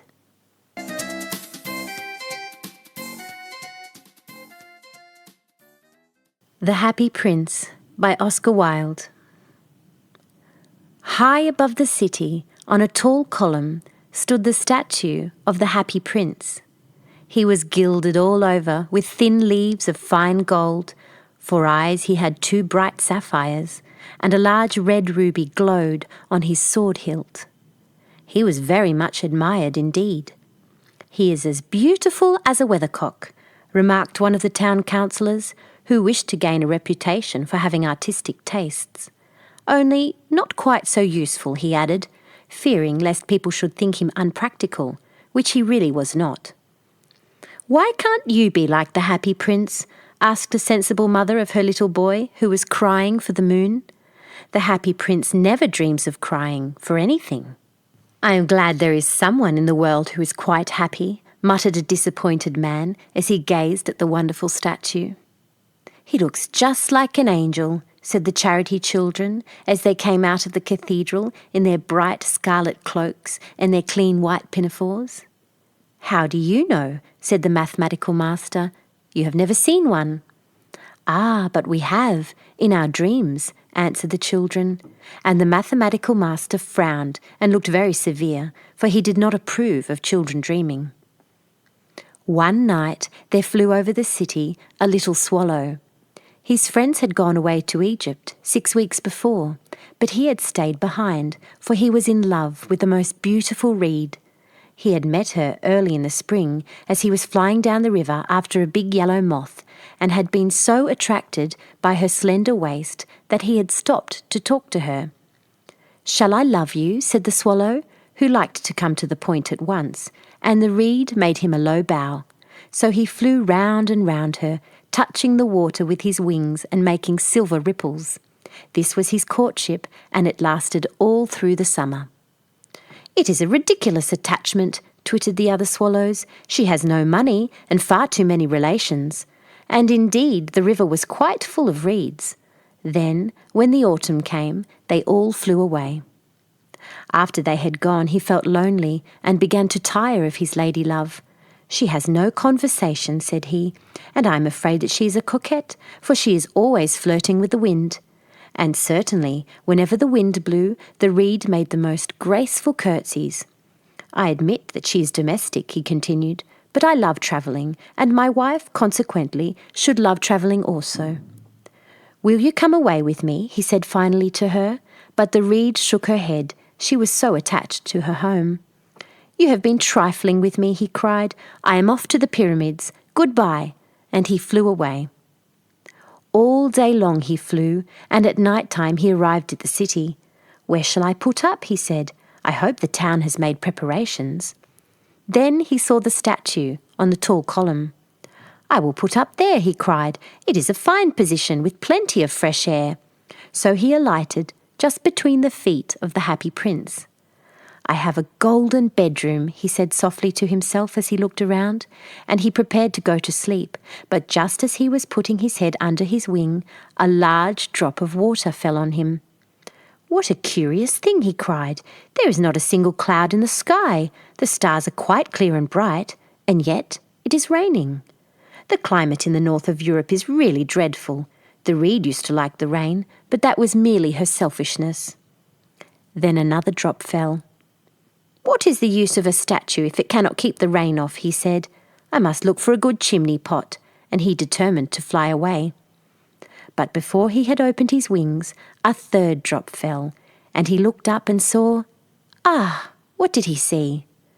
The eyes of the happy prince were filled with tears, and tears were running down his golden cheeks. His face was so beautiful in the moonlight that the little swallow was filled with pity. "Who are you?" he said. "I am the happy prince." "Why are you weeping then?" asked the swallow. "You have quite drenched me." "When I was alive and had a human heart," answered the statue, "I did not know what tears were, for I lived in the palace of Sans Souci, where sorrow is not allowed to enter. In the daytime, I played with my companions in the garden, and in the evening I led the dance in the great hall.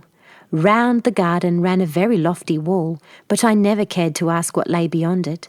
Everything about me was so beautiful. My courtiers called me the happy prince, and happy indeed I was, if pleasure be happiness. So I lived, and so I died.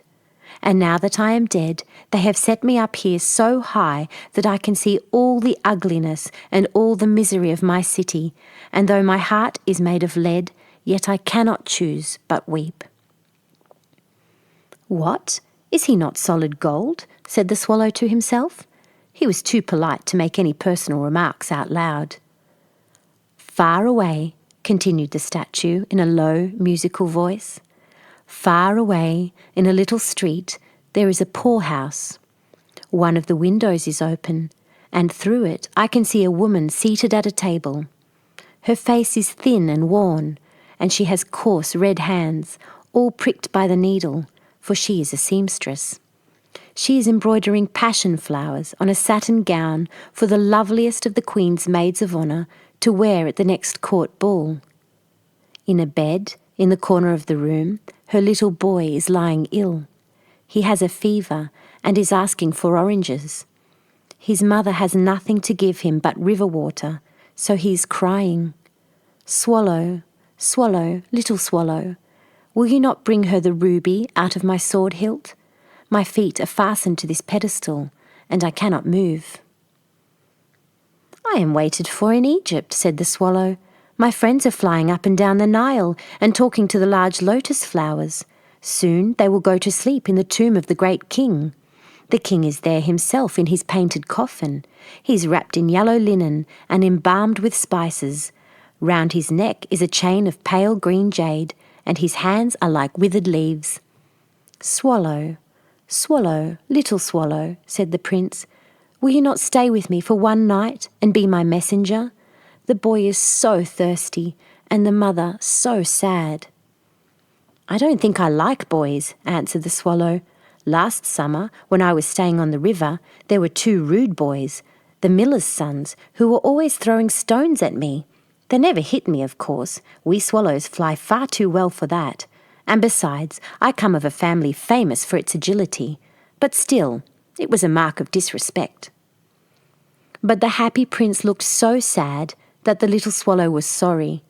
"It is very cold here," he said, "but I will stay with you for one night and be your messenger." "Thank you, little swallow," said the prince.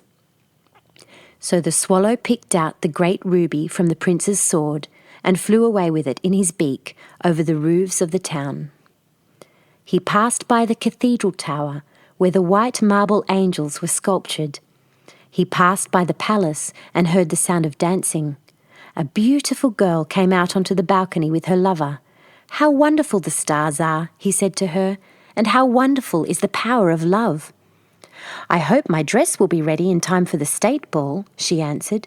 "I have ordered passion flowers to be embroidered on it, but the seamstresses are so lazy." He passed over the river and saw the lanterns hanging to the masts of the ships. He passed over the ghetto and saw the old men bargaining with each other and weighing out money in copper scales. At last he came to the poorhouse and looked in. The boy was tossing feverishly on his bed, and the mother had fallen asleep. She was so tired. In he hopped and laid the great ruby on the table beside the woman's thimble.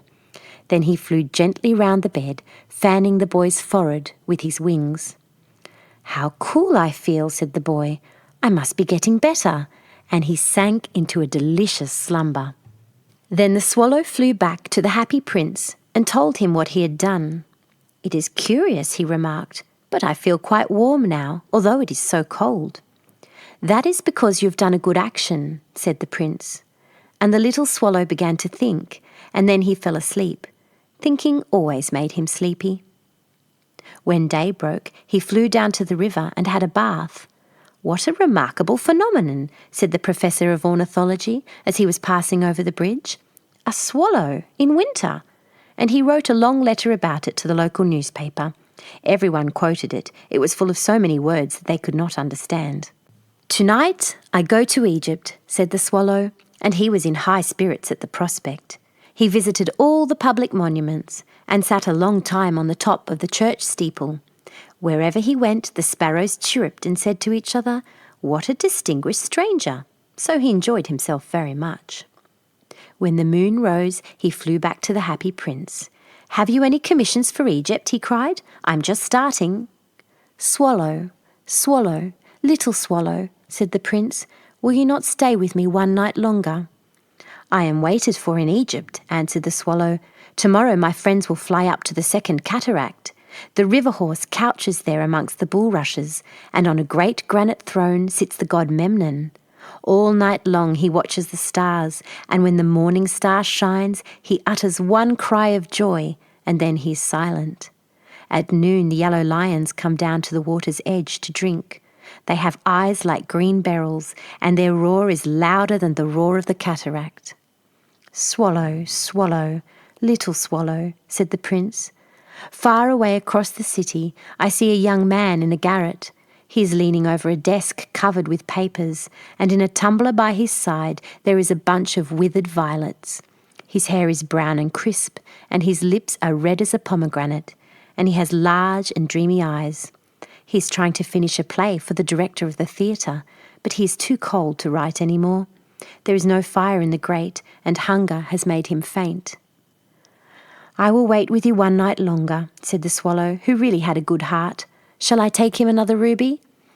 "Alas, I have no ruby now," said the prince. "My eyes are all that I have left. They are made of rare sapphires, which were brought out of India 1,000 years ago. Pluck out one of them and take it to him. He will sell it to the jeweller and buy food and firewood and finish his play." "Dear prince," said the swallow, "I cannot do that." And he began to weep. "Swallow, swallow, little swallow," said the prince, "do as I command you." So the swallow plucked out the prince's eye and flew away to the student's garret. It was easy enough to get in, as there was a hole in the roof. Through this he darted and came into the room. The young man had his head buried in his hands, so he did not hear the flutter of the bird's wings, and when he looked up he found the beautiful sapphire lying on the withered violets. "I am beginning to be appreciated," he cried. "This is from some great admirer. Now I can finish my play," and he looked quite happy. The next day the swallow flew down to the harbour. He sat on the mast of a large vessel and watched the sailors hauling big chests out of the hold with ropes. "Heave ahoy!" they shouted as each chest came up. "I am going to Egypt," cried the swallow, but nobody minded, and when the moon rose he flew back to the happy prince. "I am come to bid you goodbye," he cried. "Swallow, swallow, little swallow," said the prince, "will you not stay with me one night longer?" "It is winter," answered the swallow, "and the chill snow will soon be here. In Egypt the sun is warm on the green palm trees, and the crocodiles lie in the mud and look lazily about them. My companions are building a nest in the temple of Baalbek, and the pink and white doves are watching them and cooing to each other. Dear Prince, I must leave you, but I will never forget you, and next spring I will bring you back 2 beautiful jewels in place of those you have given away. The ruby shall be redder than a red rose, and the sapphire shall be as blue as the great sea." "In the square below," said the happy prince, "there stands a little match girl. She has let her matches fall in the gutter, and they are all spoiled. Her father will beat her if she does not bring home some money, and she is crying. She has no shoes or stockings, and her little head is bare. Pluck out my other eye and give it to her, and her father will not beat her." "I will stay with you 1 night longer," said the swallow, "but I cannot pluck out your eye. You would be quite blind then." "Swallow, swallow, little swallow," said the prince, "do as I command you." So he plucked out the prince's other eye and darted down with it. He swooped past the match girl and slipped the jewel into the palm of her hand. "What a lovely bit of glass!" cried the little girl, and she ran home laughing. Then the swallow came back to the prince. "You are blind now," he said, "so I will stay with you always." "No, little swallow," said the poor prince, "you must go away to Egypt." "I will stay with you always," said the swallow, and he slept at the prince's feet. All the next day he sat on the prince's shoulder and told him stories of what he had seen in strange lands. He told him of the red ibises who stand in long rows on the banks of the Nile and catch goldfish in their beaks, of the Sphinx who is as old as the world itself and lives in the desert and knows everything, of the merchants who walk slowly by the side of their camels and carry amber beads in their hands, of the king of the mountains of the moon, who is as black as ebony and worships a large crystal, of the great green snake that sleeps in a palm tree and has 20 priests to feed it with honey cakes, and of the pygmies who sail over a big lake on large flat leaves and are always at war with the butterflies. "Dear little swallow," said the prince, "you tell me of marvellous things, but more marvellous than anything is the suffering of men and women. There is no mystery so great as misery. Fly over my city, little swallow, and tell me what you see there." So the swallow flew over the great city and saw the rich making merry in their beautiful houses, while the beggars were sitting at the gates. He flew into dark lanes and saw the white faces of starving children looking out listlessly at the black streets. Under the archway of a bridge, 2 little boys were lying in one another's arms to try and keep themselves warm. "How hungry we are," they said. "You must not lie here," shouted the watchman, and they wandered out into the rain. Then he flew back and told the prince what he had seen. "I am covered with fine gold," said the prince. "You must take it off, leaf by leaf, and give it to my poor. The living always think that gold can make them happy." Leaf after leaf of the fine gold the swallow picked off, till the happy prince looked quite dull and grey. Leaf after leaf of the fine gold he brought to the poor, and the children's faces grew rosier, and they laughed and played games in the street. "We have bread now," they cried. Then the snow came, and after the snow came the frost. The streets looked as if they were made of silver. They were so bright and glistening. Long icicles like crystal daggers hung down from the eaves of the houses. Everybody went about in furs, and the little boys wore scarlet caps and skated on the ice. The poor little swallow grew colder and colder, but he would not leave the prince. He loved him too well. He picked up crumbs outside the baker's door when the baker was not looking and tried to keep himself warm by flapping his wings. But at last he knew that he was going to die. He had just strength to fly up to the prince's shoulder once more.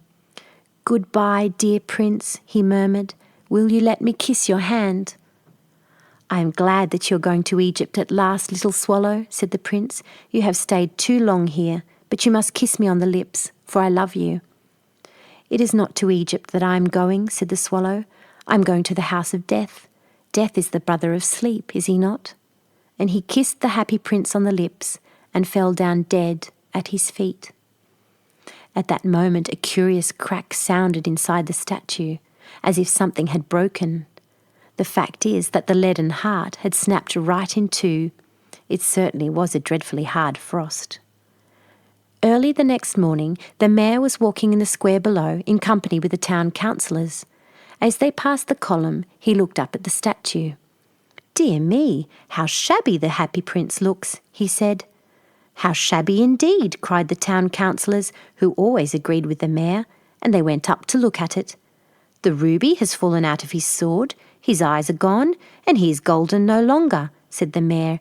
"In fact, he's little better than a beggar." "Little better than a beggar," said the town councillors. "And here is actually a dead bird at his feet," continued the mayor. "We really must issue a proclamation that birds are not to be allowed to die here." And the town clerk made a note of the suggestion. So they pulled down the statue of the Happy Prince. "As he is no longer beautiful, he is no longer useful," said the art professor at the university. Then they melted the statue in a furnace, and the mayor held a meeting of the corporation to decide what was to be done with the metal. "We must have another statue, of course," he said, "and it shall be a statue of myself." "Of myself," said each of the town councillors, and they quarrelled. When I last heard of them, they were quarrelling still. "What a strange thing," said the overseer of the workmen at the foundry. "This broken lead heart will not melt in the furnace. We must throw it away." So they threw it on a dust heap, where the dead swallow was also lying. "Bring me the two most precious things in the city," said God to one of his angels. And the angel brought him the leaden heart and the dead bird. "You have rightly chosen," said God, "for in my garden of paradise this little bird shall sing for evermore, and in my city of gold the Happy Prince shall praise me." The end.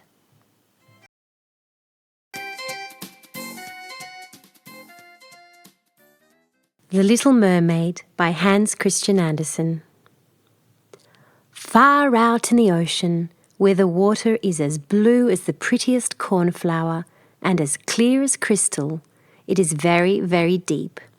So deep indeed that no cable could sound it, and many church steeples, piled one upon another, would not reach from the ground beneath to the surface of the water above. There dwell the Sea King and his subjects. We must not imagine that there is nothing at the bottom of the sea but bare yellow sand. No, indeed, for on this sand grow strangest flowers and plants, the leaves and stems of which are so pliant that the slightest agitation of the water causes them to stir as if they had life. Fishes, both large and small, glide between the branches as birds fly among the trees here upon land. In the deepest spot of all stands the castle of the Sea King. Its walls are built of coral, and the long Gothic windows are of the clearest amber. The roof is formed of shells that open and close as the water flows over them. Their appearance is very beautiful, for in each lies a glittering pearl which would be fit for the diadem of a queen. The Sea King had been a widower for many years, and his aged mother kept house for him. She was a very sensible woman, but exceedingly proud of her high birth, and on that account wore 12 oysters on her tail, while others of high rank were only allowed to wear 6. She was, however, deserving of very great praise, especially for her care of the little sea princesses, her 6 granddaughters. They were beautiful children, but the youngest was the prettiest of them all. Her skin was as clear and delicate as a rose leaf, and her eyes as blue as the deepest sea. But like all the others, she had no feet, and her body ended in a fish's tail. All day long they played in the great halls of the castle, or among the living flowers that grew out of the walls. The large amber windows were open, and the fish swam in, just as the swallows fly into our houses when we open the windows. Only the fishes swam up to the princesses, ate out of their hands, and allowed themselves to be stroked. Outside the castle there was a beautiful garden in which grew bright red and dark blue flowers, and blossoms like flames of fire. The fruit glittered like gold, and the leaves and stems waved to and fro continually. The earth itself was the finest sand, but blue as the flame of burning sulphur. Over everything lay a peculiar blue radiance, as if the blue sky were everywhere, above and below, instead of the dark depths of the sea. In calm weather, the sun could be seen, looking like a reddish-purple flower with light streaming from the calyx. Each of the young princesses had a little plot of ground in the garden where she might dig and plant as she pleased. One arranged her flower bed in the form of a whale.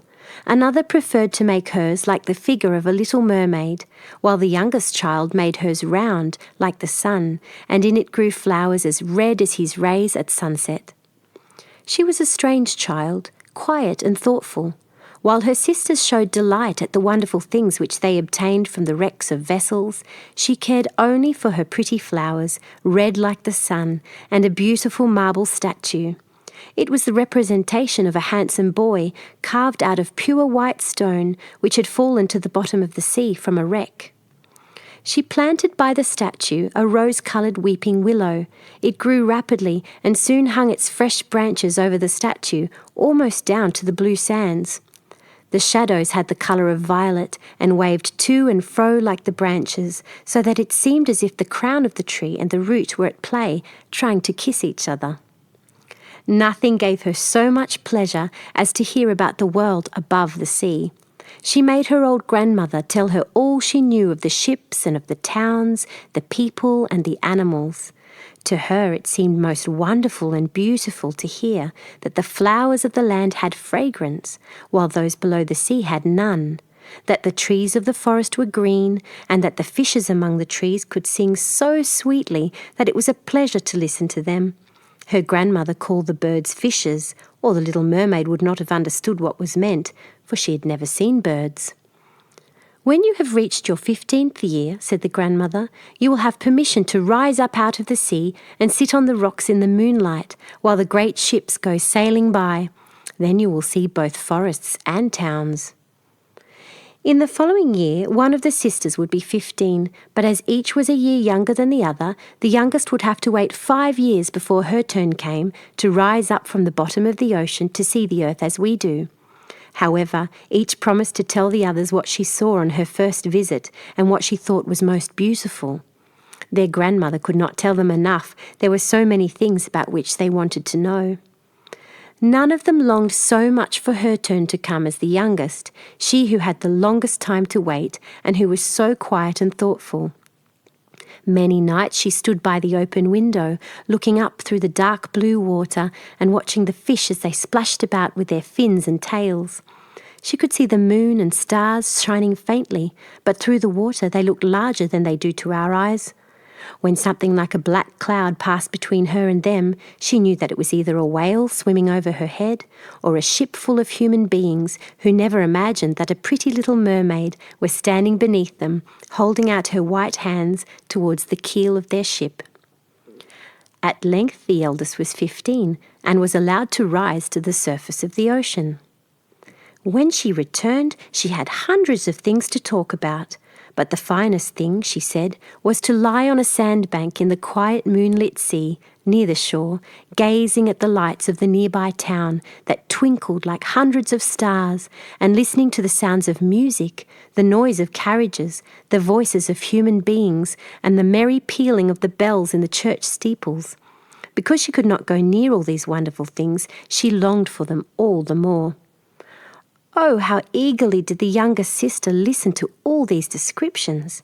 And afterwards, when she stood at the open window looking up through the dark blue water, she thought of the great city with its bustle and noise, and even fancied she could hear the sound of the church bells down in the depths of the sea.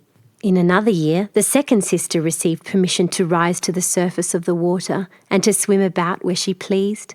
She rose just as the sun was setting, and this, she said, was the most beautiful sight of all. The whole sky looked like gold and violet and rose-coloured clouds, which she could not describe, that drifted across it. And more swiftly than the clouds flew a large flock of wild swans towards the setting sun, like a long white veil across the sea.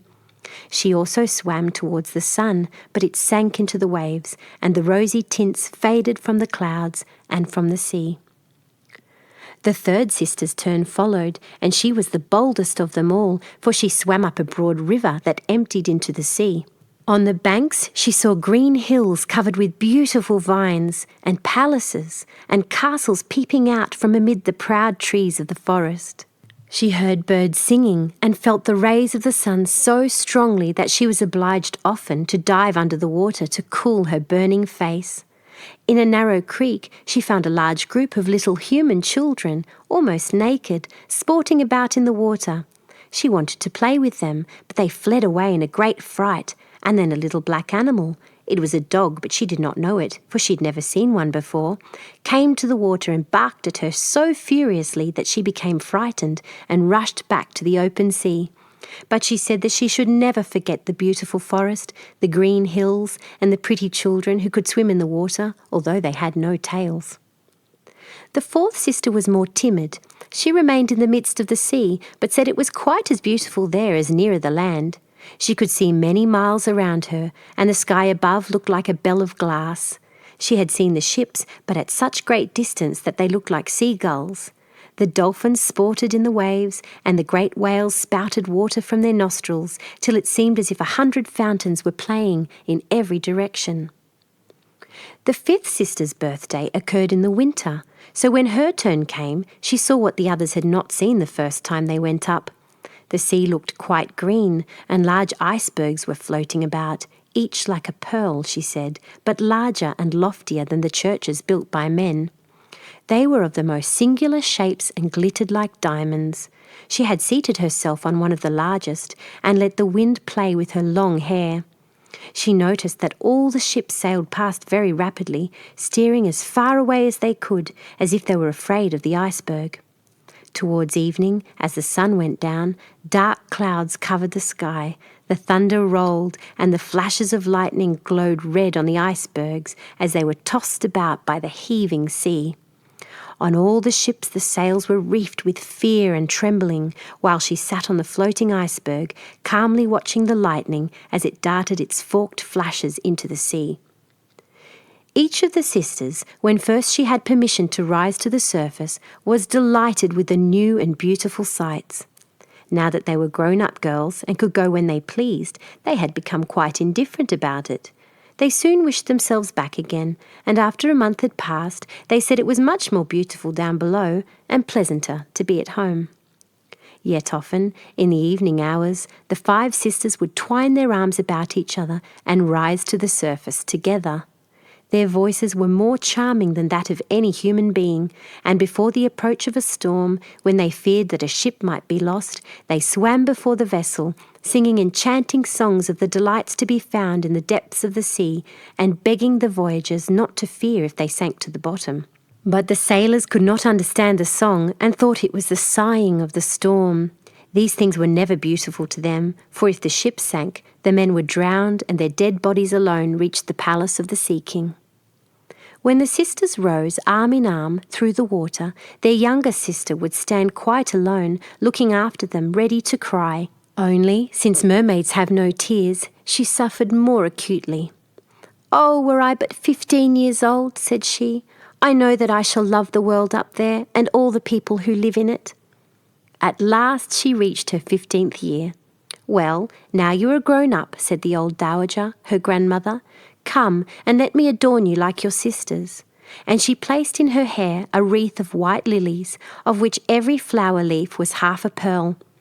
Then the old lady ordered 8 great oysters to attach themselves to the tail of the princess to show her high rank. "But they hurt me so," said the little mermaid. "Yes, I know. Pride must suffer pain," replied the old lady. Oh, how gladly she would have shaken off all this grandeur and laid aside the heavy wreath. The red flowers in her own garden would have suited her much better. But she could not change herself, so she said farewell and rose as lightly as a bubble to the surface of the water. The sun had just set when she raised her head above the waves. The clouds were tinted with crimson and gold, and through the glimmering twilight beamed the evening star in all its beauty. The sea was calm and the air mild and fresh. A large ship with 3 masts lay becalmed on the water. Only one sail was set, for not a breeze stirred, and the sailors sat idle on deck or amidst the rigging. There was music and song on board, and as darkness came on, 100 coloured lanterns were lighted, as if the flags of all nations waved in the air.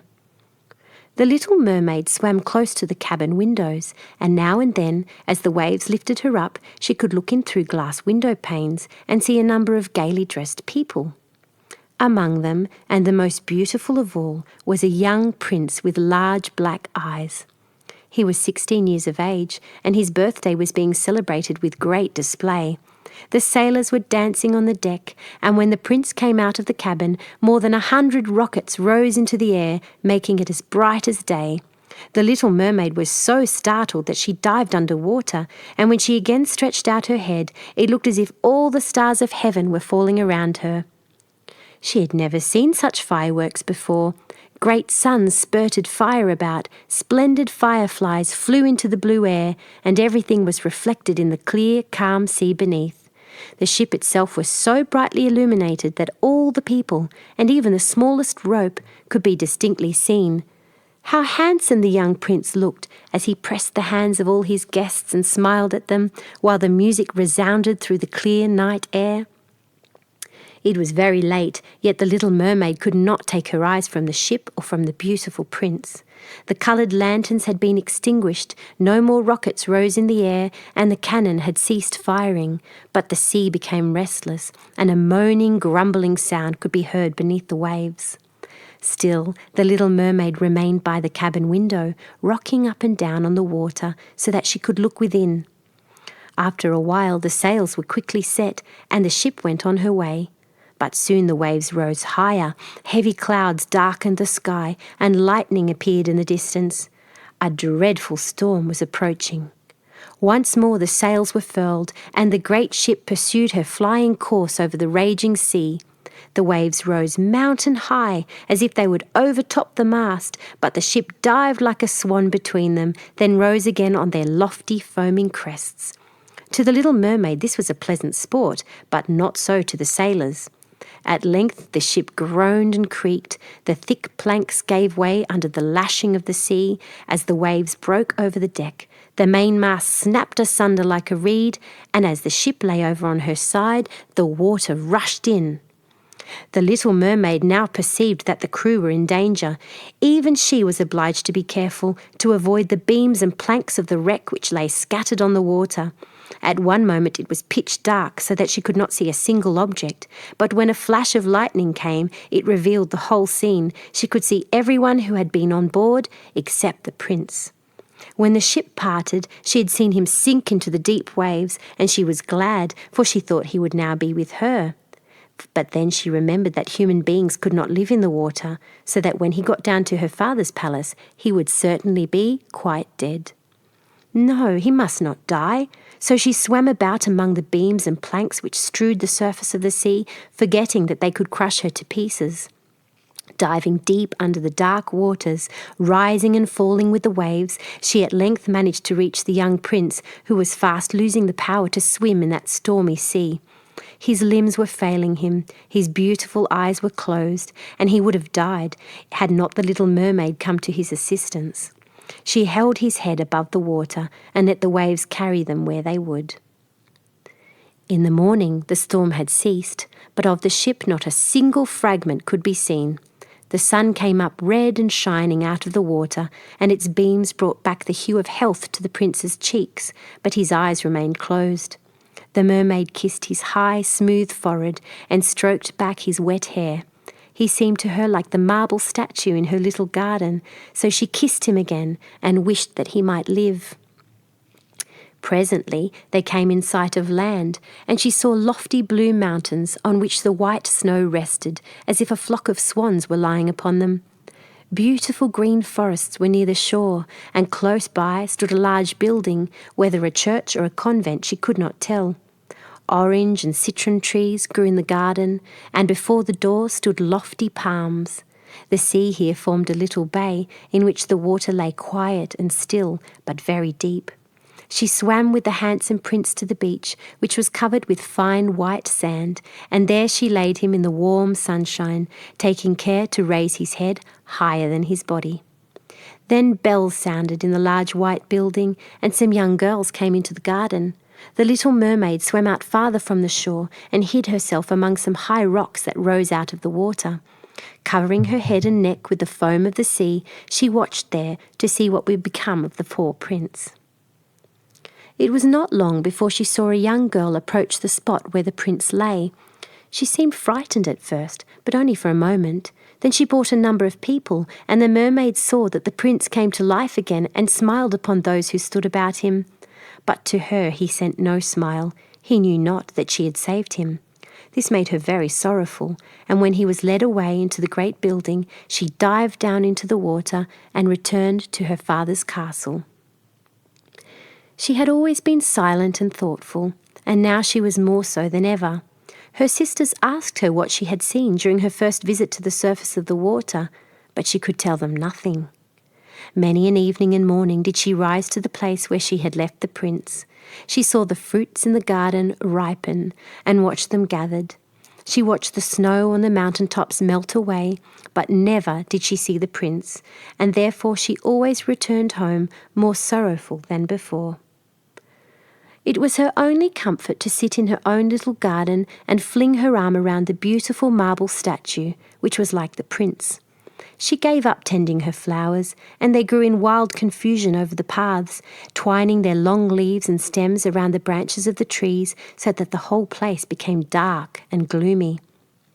At length she could bear it no longer and told one of her sisters about it. Then the others heard the secret, and very soon it became known to several mermaids, one of whom had an intimate friend who happened to know about the prince. She had also seen the festival on board ship, and she told them where the prince came from and where his palace stood. "Come, little sister," said the other princesses. Then they entwined their arms and rose together to the surface of the water near the spot where they knew the prince's palace stood. It was built of bright yellow, shining stone and had long flights of marble steps, one of which reached quite down to the sea. Splendid gilded cupolas rose over the roof, and between the pillars that surrounded the whole building stood lifelike statues of marble. Through the clear crystal of the lofty windows could be seen noble rooms with costly silk curtains and hangings of tapestry and walls covered with beautiful paintings. In the centre of the largest salon, a fountain threw its sparkling jets high up into the glass cupola of the ceiling, through which the sun shone upon the water and upon the beautiful plants that grew in the basin of the fountain. Now that the little mermaid knew where the prince lived, she spent many an evening and many a night on the water near the palace. She would swim much nearer the shore than any of the others had ventured, and once she went up the narrow channel under the marble balcony, which threw a broad shadow on the water. Here she sat and watched the young prince, who thought himself alone in the bright moonlight. She often saw him evenings sailing in a beautiful boat on which music sounded and flags waved. She peeped out from among the green rushes, and if the wind caught her long, silvery white veil, those who saw it believed it to be a swan spreading out its wings. Many a night, too, when the fishermen set their nets by the light of their torches, she heard them relate many good things about the young prince, and this made her glad that she had saved his life when he was tossed about half dead on the waves. She remembered how his head had rested on her bosom, and how heartily she had kissed him, but he knew nothing of all this, and could not even dream of her. She grew more and more to like human beings, and wished more and more to be able to wander about with those whose world seemed to be so much larger than her own. They could fly over the sea in ships and mount the high hills which were far above the clouds, and the lands they possessed, their woods and their fields, stretched far away beyond the reach of her sight. There was so much that she wished to know, but her sisters were unable to answer all her questions. She then went to her old grandmother, who knew all about the upper world, which she rightly called the lands above the sea. "If human beings are not drowned," asked the little mermaid, "can they live forever? Do they never die, as we do here in the sea?" "Yes," replied the old lady, "they must also die, and their term of life is even shorter than ours. We sometimes live for 300 years, but when we cease to exist here, we become only foam on the surface of the water, and have not even a grave among those we love. We have not immortal souls. We shall never live again. Like the green seaweed, when once it has been cut off, we can never flourish more. Human beings, on the contrary, have souls which live forever, even after the body has been turned to dust. They rise up through the clear, pure air, beyond the glittering stars. As we rise out of the water and behold all the land of the earth, so do they rise to unknown and glorious regions which we shall never see. "Why have we not immortal souls?" asked the little mermaid mournfully. "I would gladly give all the hundreds of years that I have to live to be a human being only for one day, and to have the hope of knowing the happiness of that glorious world above the stars." "You must not think that," said the old woman. "We believe that we are much happier and much better off than human beings." "So I shall die," said the little mermaid, "and as the foam of the sea I shall be driven about, never again to hear the music of the waves or to see the pretty flowers or the red sun. Is there anything I can do to win an immortal soul?" "No," said the old woman, "unless a man should love you so much that you are more to him than his father or his mother, and if all his thoughts and all his love were fixed upon you, and the priest placed his right hand in yours, and he promised to be true to you here and hereafter, then his soul would glide into your body, and you would obtain a share in the future happiness of mankind. He would give to you a soul and retain his own as well, but this can never happen. Your fish's tail, which among us is considered so beautiful, on earth is considered to be quite ugly. They do not know any better. They think it necessary, in order to be handsome, to have 2 stout props, which they call legs." Then the little mermaid sighed and looked sorrowfully at her fish's tail. "Let us be happy," said the old lady, "and dart and spring about during the 300 years that we have to live, which is really quite long enough. After that we can rest ourselves all the better. This evening we're going to have a court ball." It was one of those splendid sights which we can never see on earth. The walls and the ceiling of the large ballroom were thick but transparent crystal. Many hundreds of colossal shells, some of a deep red, others of a grass green, with a blue fire in them, stood in rows on each side. These lighted up the whole salon and shone through the walls so that the sea was also illuminated. Innumerable fishes, great and small, swam past the crystal walls. On some of them the scales glowed with a purple brilliance, and on others shone like silver and gold. Through the halls flowed a broad stream, and in it danced the mermen and the mermaids to the music of their own sweet singing. No one on earth has such lovely voices as they, but the little mermaid sang more sweetly than all. The whole court applauded her with hands and tails, and for a moment her heart felt quite gay, for she knew she had the sweetest voice, either on earth or in the sea. But soon she thought again of the world above her. She could not forget the charming prince, nor her sorrow that she had not an immortal soul like his. She crept away silently out of her father's palace, and while everything within was gladness and song, she sat in her own little garden, sorrowful and alone. Then she heard the bugle sounding through the water and thought, "He is certainly sailing above, he in whom my wishes centre, and in whose hands I should like to place the happiness of my life. I will venture all for him, and to win an immortal soul. While my sisters are dancing in my father's palace, I will go to the sea witch, of whom I have always been very much afraid. She can give me counsel and help." Then the little mermaid went out from her garden and took the road to the foaming whirlpools behind which the sorceress lived. She had never been that way before. Neither flowers nor grass grew there. Nothing but bare, grey, sandy ground stretched out to the whirlpool, where the water, like foaming mill wheels, seized everything that came within its reach and cast it into the fathomless deep. Through the midst of these crushing whirlpools, the little mermaid was obliged to pass before she could reach the dominions of the sea witch. Then, for a long distance, the road lay across a stretch of warm, bubbling mire, called by the witch her turf moor. Beyond this was the witch's house, which stood in the centre of a strange forest, where all the trees and flowers were polypi, half animals and half plants. They looked like serpents with 100 heads, growing out of the ground.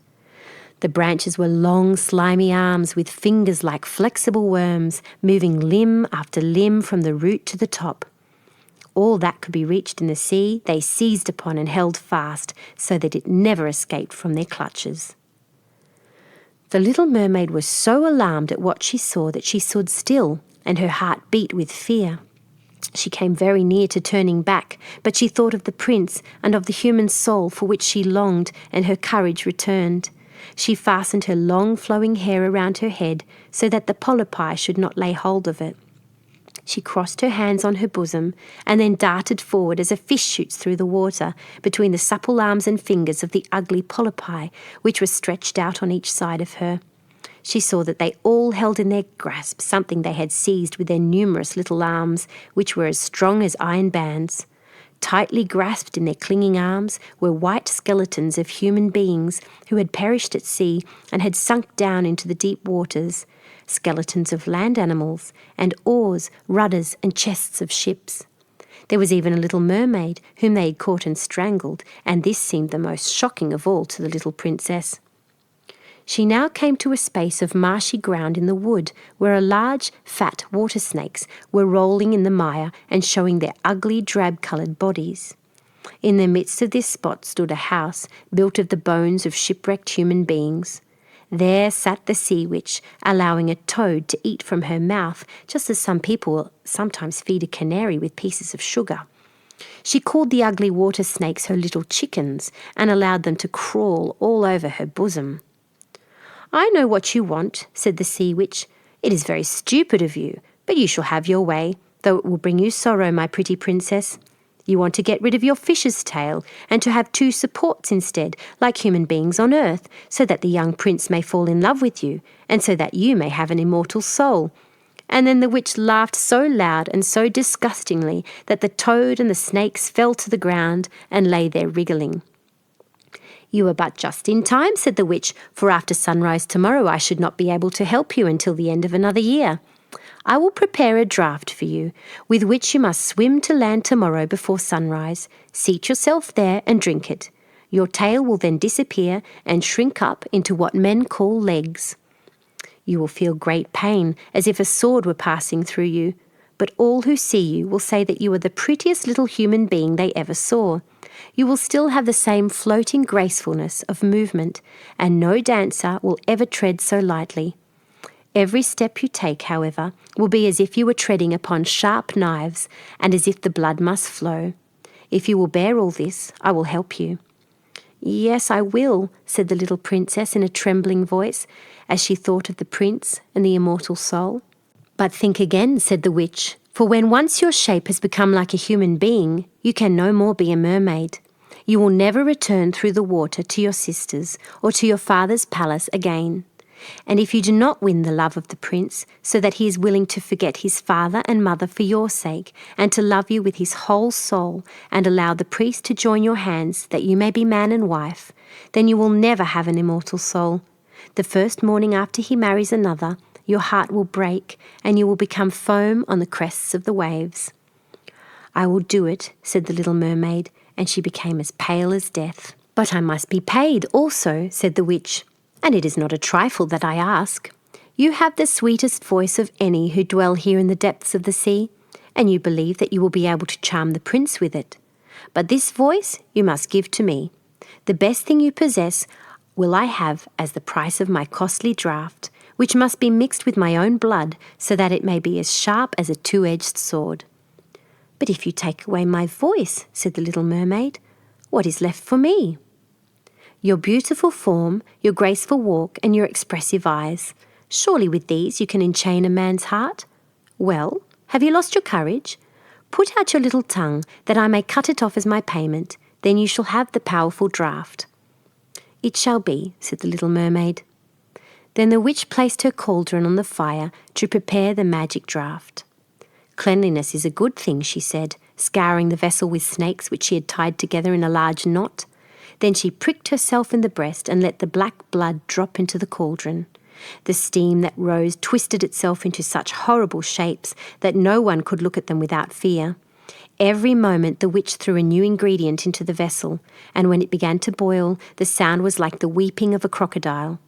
When at last the magic draught was ready, it looked like the clearest water. "There it is for you," said the witch. Then she cut off the mermaid's tongue so that she would never again speak or sing. "If the polypi should seize you as you return through the wood," said the witch, "throw them over with a few drops of the potion, and their fingers will be torn into 1,000 pieces. But the little mermaid had no occasion to do this, for the polypi sprang back in terror when they caught sight of the glittering draught which shone in her hand like a twinkling star. So she passed quickly through the wood and the marsh and between the rushing whirlpools. She saw that in her father's palace the torches in the ballroom were extinguished and that all within were asleep. But she did not venture to go in them, for now that she was dumb and going to leave them forever, she felt as if her heart would break. She stole into the garden, took a flower from the flower bed of each of her sisters, kissed her hand towards the palace 1,000 times, and then rose up through the dark blue waters. The sun had not risen when she came in sight of the prince's palace and approached the beautiful marble steps, but the moon shone clear and bright. Then the little mermaid drank the magic draught, and it seemed as if a two-edged sword went through her delicate body. She fell into a swoon and lay like one dead. When the sun rose and shone over the sea, she recovered and felt a sharp pain, but before her stood the handsome young prince. He fixed his coal-black eyes upon her so earnestly that she cast down her own and then became aware that her fish's tail was gone and that she had as pretty a pair of white legs and tiny feet as any little maiden could have. But she had no clothes, so she wrapped herself in her long, thick hair. The prince asked her who she was and whence she came. She looked at him mildly and sorrowfully with her deep blue eyes, but could not speak. He took her by the hand and led her to the palace. Every step she took was as the witch had said it would be. She felt as if she were treading upon the points of needles or sharp knives. She bore it willingly, however, and moved at the prince's side as lightly as a bubble, so that he and all who saw her wondered at her graceful, swaying movements. She was very soon arrayed in costly robes of silk and muslin, and was the most beautiful creature in the palace, but she was dumb and could neither speak nor sing. Beautiful female servants, dressed in silk and gold, stepped forward and sang before the prince and his royal parents. One sang better than all the others, and the prince clapped his hands and smiled at her. This was a great sorrow to the little mermaid, for she knew how much more sweetly she herself could once sing, and she thought, "Oh, if only he could know that I have given away my voice forever to be with him." The servants next performed some pretty fairy-like dances to the sound of beautiful music. Then the little mermaid raised her lovely white arms, stood on the tips of her toes, glided over the floor, and danced as no one yet had been able to dance. At each moment her beauty was more revealed, and her expressive eyes appealed more directly to the hearts than the songs of slaves. Everyone was enchanted, especially the prince, who called her his little foundling. She danced again quite readily to please him, though each time her foot touched the floor it seemed as though she trod on sharp knives. The prince said she should remain with him always, and she was given permission to sleep at his door on a velvet cushion. He had a page's dress made for her so that she might accompany him on horseback. They rode together through the sweet-scented woods, where the green boughs touched their shoulders and the little birds sang amongst the fresh leaves. She climbed with him to the tops of high mountains, and although her tender feet bled so that even her steps were marked, she only smiled and followed him till they could see the clouds beneath them like a flock of birds flying to distant lands. While at the prince's palace, and when all the household were asleep, she would go and sit on the broad marble steps, for it eased her burning feet to bathe them in the cold sea water. It was then that she thought of all those below in the deep. Once during the night her sisters came up, arm in arm, singing sorrowfully as they floated on the water. She beckoned to them, and they recognized her and told her how she had grieved them. After that they came to the same place every night. Once she saw in the distance her old grandmother, who had not been to the surface of the sea for many years, and the old sea king, her father, with his crown on his head. They stretched out their hands towards her, but did not venture so near the land as her sisters had. As the days passed, she loved the prince more dearly, and he loved her as one would love a little child. The thought never came to him to make her his wife. Yet unless he married her, she could not receive an immortal soul, and on the morning after his marriage with another, she would dissolve into the foam of the sea. "Do you not love me the best of them all?" the eyes of the little mermaid seemed to say when he took her in his arms and kissed her fair forehead. "Yes, you are dear to me," said the prince, "for you have the best heart, and you are the most devoted to me. You are like a young maiden whom I once saw, but whom I shall never meet again. I was in a ship that was wrecked, and the waves cast me ashore near a holy temple where several young maidens performed the service. The youngest of them found me on the shore and saved my life. I saw her but twice, and she is the only one in the world whom I could love. But you are like her, and you have almost driven her image from my mind. She belongs to the holy temple, and good fortune has sent you to me in her stead. We will never part." "Oh, he knows not that it was I who saved his life," thought the little mermaid. "I carried him over the sea to the wood where the temple stands. I sat beneath the foam and watched till the human beings came to help him. I saw the pretty maiden that he loves better than he loves me."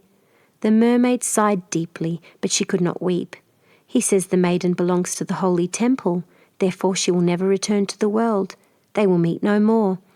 I am by his side, and I see him every day. I will take care of him and love him and give up my life for his sake." Very soon it was said that the prince was to marry, and that the beautiful daughter of a neighbouring king would be his wife, for a fine ship was being fitted out. Although the prince gave out that he intended merely to pay a visit to the king, it was generally supposed that he went to court the princess. A great company were to go with him. The little mermaid smiled and shook her head. She knew the prince's thoughts better than any of the others. "I must travel," he had said to her. "I must see this beautiful princess. My parents desire it, but they will not oblige me to bring her home as my bride. I cannot love her because she is not like the beautiful maiden in the temple, whom you resemble. If I were forced to choose a bride, I would choose you, my dumb foundling, with those expressive eyes." Then he kissed her rosy mouth, played with her long waving hair, and laid his head on her heart, while she dreamed of human happiness and an immortal soul. "You are not afraid of the sea, are you?" he said, as they stood on the deck of the noble ship, which was to carry them to the country of the neighbouring king. Then he told her of storm and calm, of strange fishes in the deep beneath them, and of what the divers had seen there. She smiled at his descriptions, for she knew better than anyone what wonders were at the bottom of the sea. In the moonlight night, when all on board were asleep except for the man at the helm, she sat on deck, gazing down through the clear water. She thought she could distinguish her father's castle, and upon it her aged grandmother, with a silver crown on her head, looking through the rushing tide at the keel of the vessel. Then her sisters came up on the waves and gazed at her mournfully, wringing their white hands. She beckoned to them and smiled and wanted to tell them how happy and well off she was. But the cabin boy approached, and when her sisters dived down, he thought what he saw was only the foam of the sea. The next morning the ship sailed into the harbour of a beautiful town belonging to the king, whom the prince was going to visit. The church bells were ringing, and from the high towers sounded a flourish of trumpets. Soldiers, with flying colours and glittering bayonets, lined the roads through which they passed. Every day was a festival. Balls and entertainments followed one another. But the princess had not yet appeared. People said that she had been brought up and educated in a religious house, where she was learning every royal virtue. At last she came. Then the little mermaid, who was anxious to see whether she was really beautiful, was obliged to admit that she had never seen a more perfect vision of beauty. Her skin was delicately fair, and beneath her long dark eyelashes her laughing blue eyes shone with truth and purity. "It was you," said the prince, "who saved my life when I lay as if dead on the beach," and he folded his blushing bride in his arms. "Oh, I am too happy," said he to the little mermaid. "My fondest hopes are now fulfilled. You will rejoice at my happiness, for your devotion to me is great and sincere." The little mermaid kissed his hand and felt as if her heart were already broken. His wedding morning would bring death to her, and she would change into the foam of the sea. All the church bells rang, and the heralds rode through the town proclaiming the betrothal. Perfumed oil was burned in costly silver lamps on every altar. The priests waved the censers, while the bride and the bridegroom joined their hands and received the blessing of the bishop. The little mermaid, dressed in silk and gold, held up the bride's train, but her ears heard nothing of the festive music, and her eyes saw not the holy ceremony. She thought of the night of death which was coming to her, and of all she had lost in the world. On the same evening, the bride and bridegroom went on board the ship. Cannons were roaring, flags waving, and in the centre of the ship a costly tent of purple and gold had been erected. It contained elegant sleeping couches for the bridal pair during the night. The ship, under a favourable wind with swelling sails, glided away smoothly and lightly over the calm sea. When it grew dark, a number of coloured lamps were lighted, and the sailors danced merrily on the deck. The little mermaid could not help thinking of her first rising out of the sea, when she had seen similar joyful festivities, so she too joined in the dance, poised herself in the air as a swallow when he pursues his prey, and all present cheered at her wonderingly. She had never danced so gracefully before. Her tender feet felt as if cut with sharp knives, but she cared not for the pain. A sharper pang had pierced her heart. She knew this was the last evening she should ever see the prince for whom she had forsaken her kindred and her home. She had given up her beautiful voice and suffered unheard-of pain daily for him, while he knew nothing of it. This was the last evening that she should breathe the same air with him, or gaze on the starry sky and the deep sea. An eternal night, without a thought or a dream, awaited her. She had no soul, and now could never win one. All was joy and gaiety on the ship until long after midnight. She smiled and danced with the rest, while the thought of death was in her heart. The prince kissed his beautiful bride, and she played with his raven hair till they went arm in arm to rest in the sumptuous tent. Then all became still on board the ship, and only the pilot, who stood at the helm, was awake. The little mermaid leaned her white arms on the edge of the vessel and looked towards the east for the first blush of morning, for that first ray of dawn which was to be her death. She saw her sisters rising out of the flood. They were as pale as she, but their beautiful hair no longer waved in the wind. It had been cut off. "We have given our hair to the witch," said they, "to obtain help for you, that you may not die tonight. She has given us a knife. See, it is very sharp. Before the sun rises, you must plunge it into the heart of the prince. When the warm blood falls upon your feet, they will grow together again into a fish's tail, and you will once more be a mermaid and can return to us to live out your 300 years before you are changed into the salt sea foam. Haste then, either he or you must die before sunrise. Our old grandmother mourns for you so that her white hair is falling as ours fell under the witch's scissors.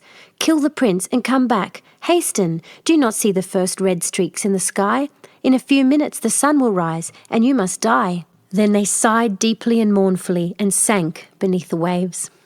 The little mermaid drew back the crimson curtain of the tent and beheld the fair bride, whose head was resting on the prince's breast. She bent down and kissed his noble brow, then looked at the sky, on which the rosy dawn grew brighter and brighter. She glanced at the sharp knife and again fixed her eyes on the prince, who whispered the name of his bride in his dreams.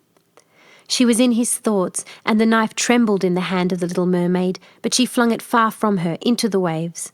The water turned red where it fell, and the drops that spurted up looked like blood.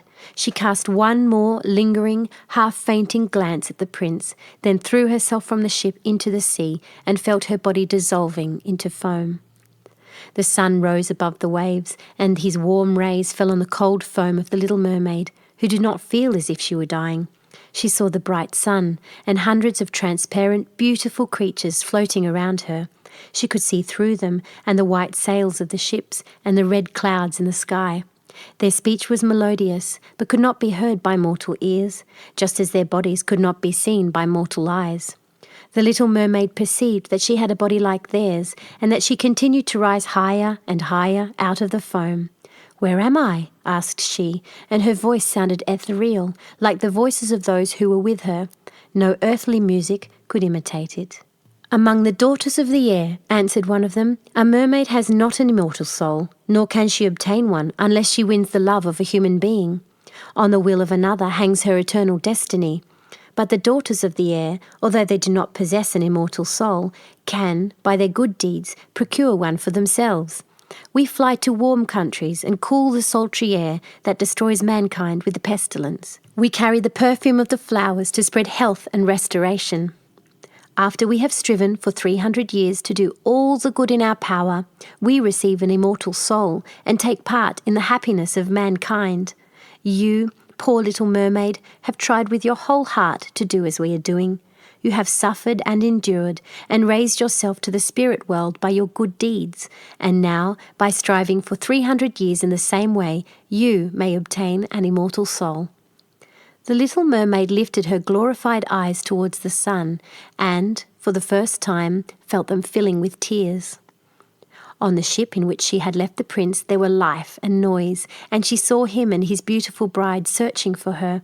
Sorrowfully they gazed at the pearly foam, as if they knew she had thrown herself into the waves. Unseen, she kissed the forehead of the bride and fanned the prince, and then mounted with the other children of the air to a rosy cloud that floated above. "After 300 years, thus shall we float into the kingdom of heaven," said she. "And we may get there even sooner," whispered one of her companions. "Unseen, we can enter the houses of men, where there are children, and for every day on which we find a good child that is the joy of his parents and deserves their love, our time of probation is shortened. The child does not know, when we fly through the room, that we smile with joy at his good conduct, for we can count 1 year less of our 300 years. But when we see a naughty or a wicked child, we shed tears of sorrow, and for every tear a day is added to our time of trial." The end.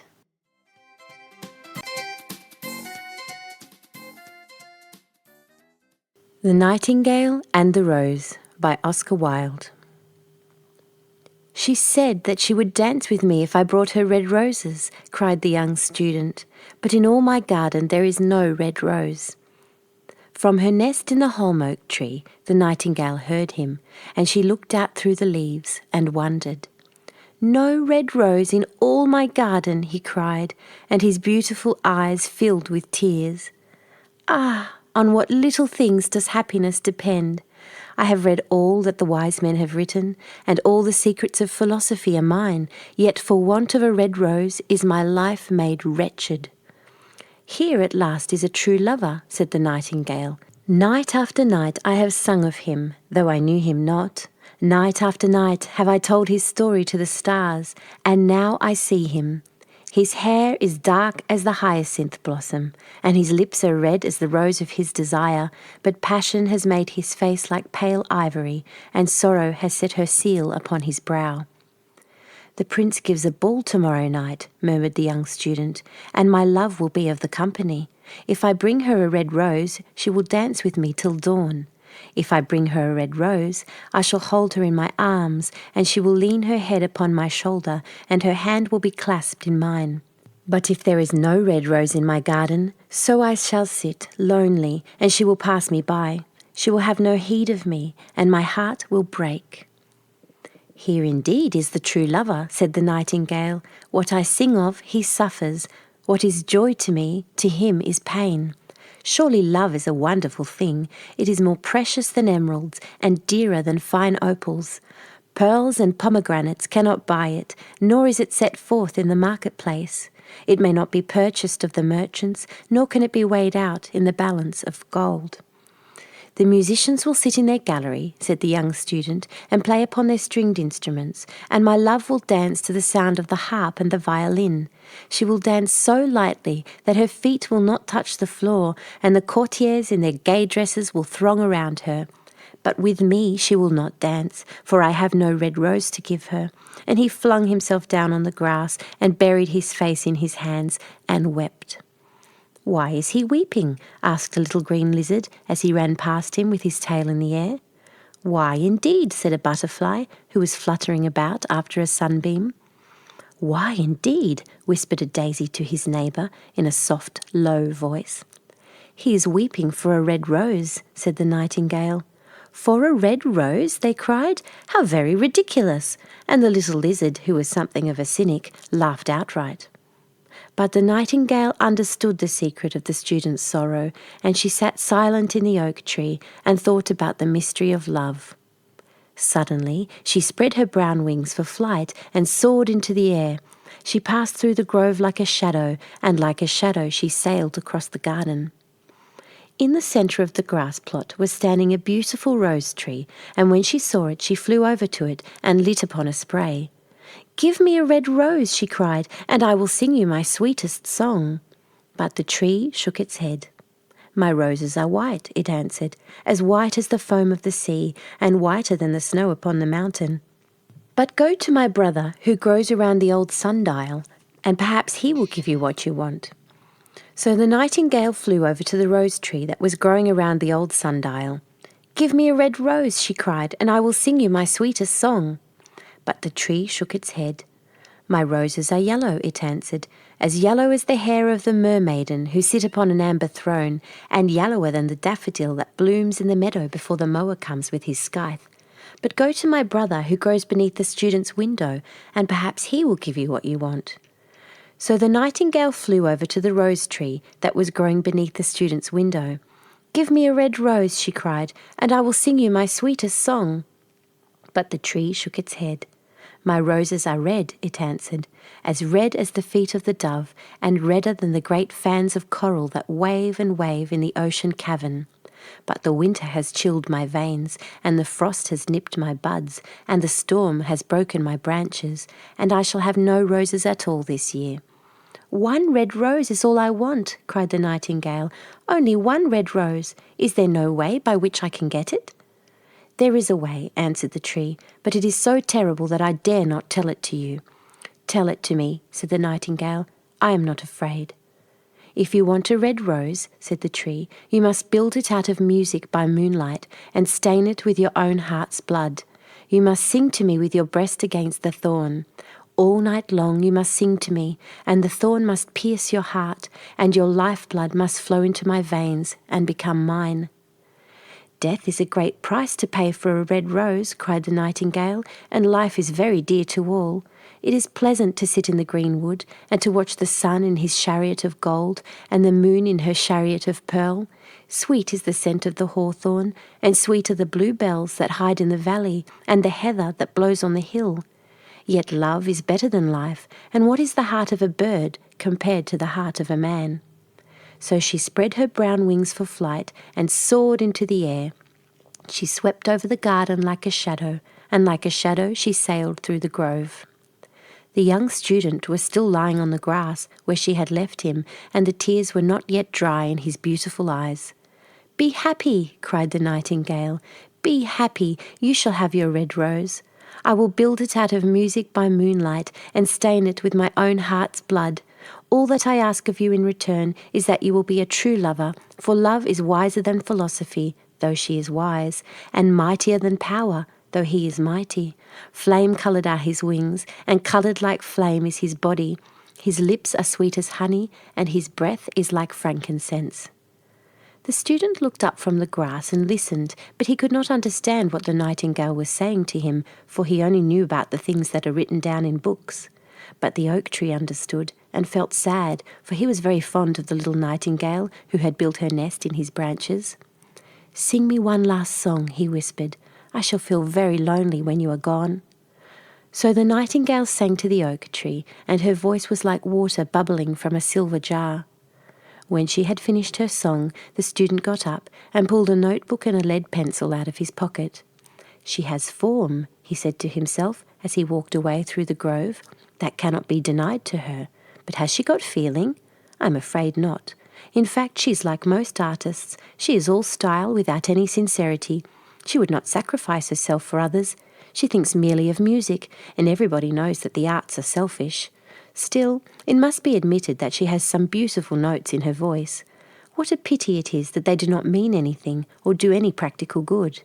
And he went into his room and lay down on his little pallet bed and began to think of his love, and after a time he fell asleep.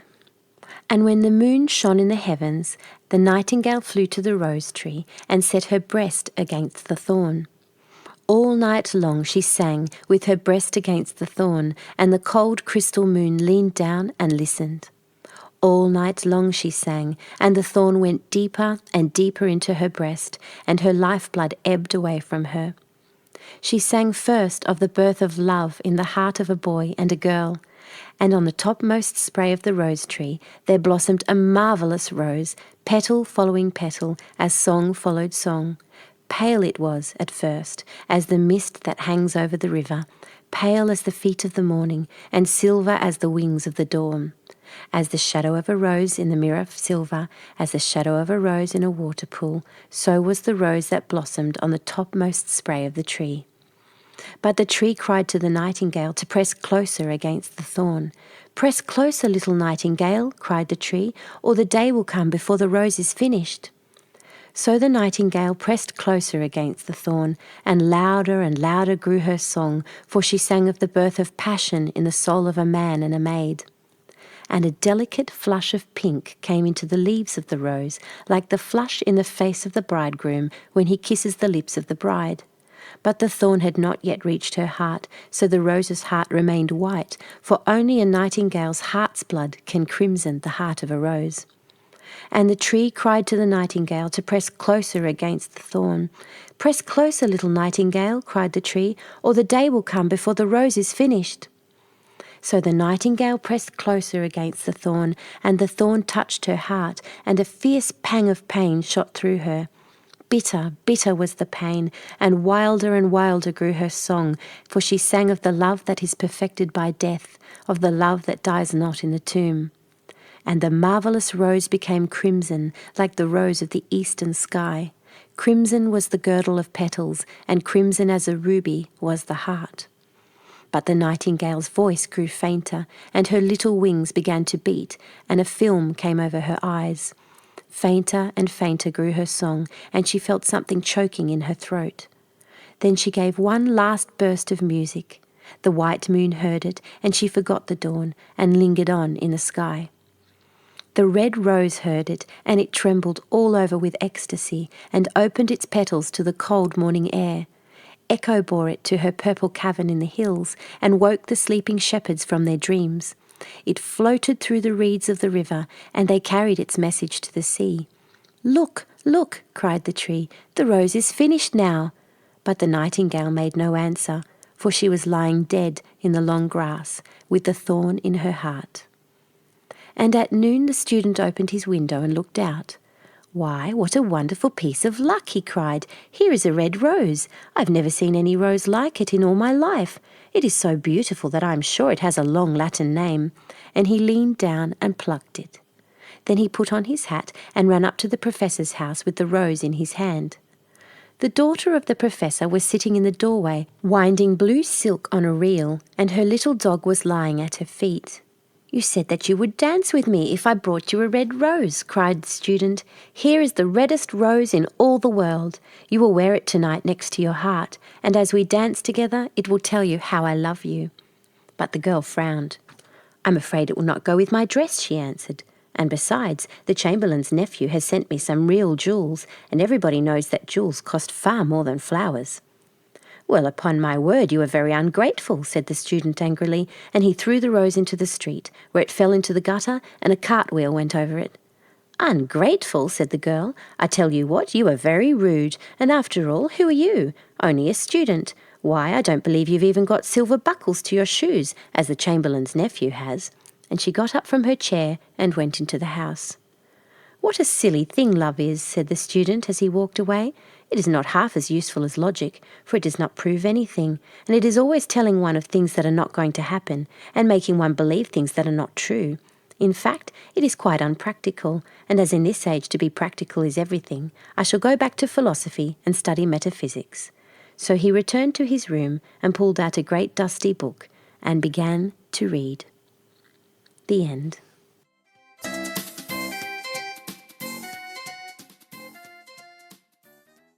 The 12 Dancing Princesses by the Brothers Grimm.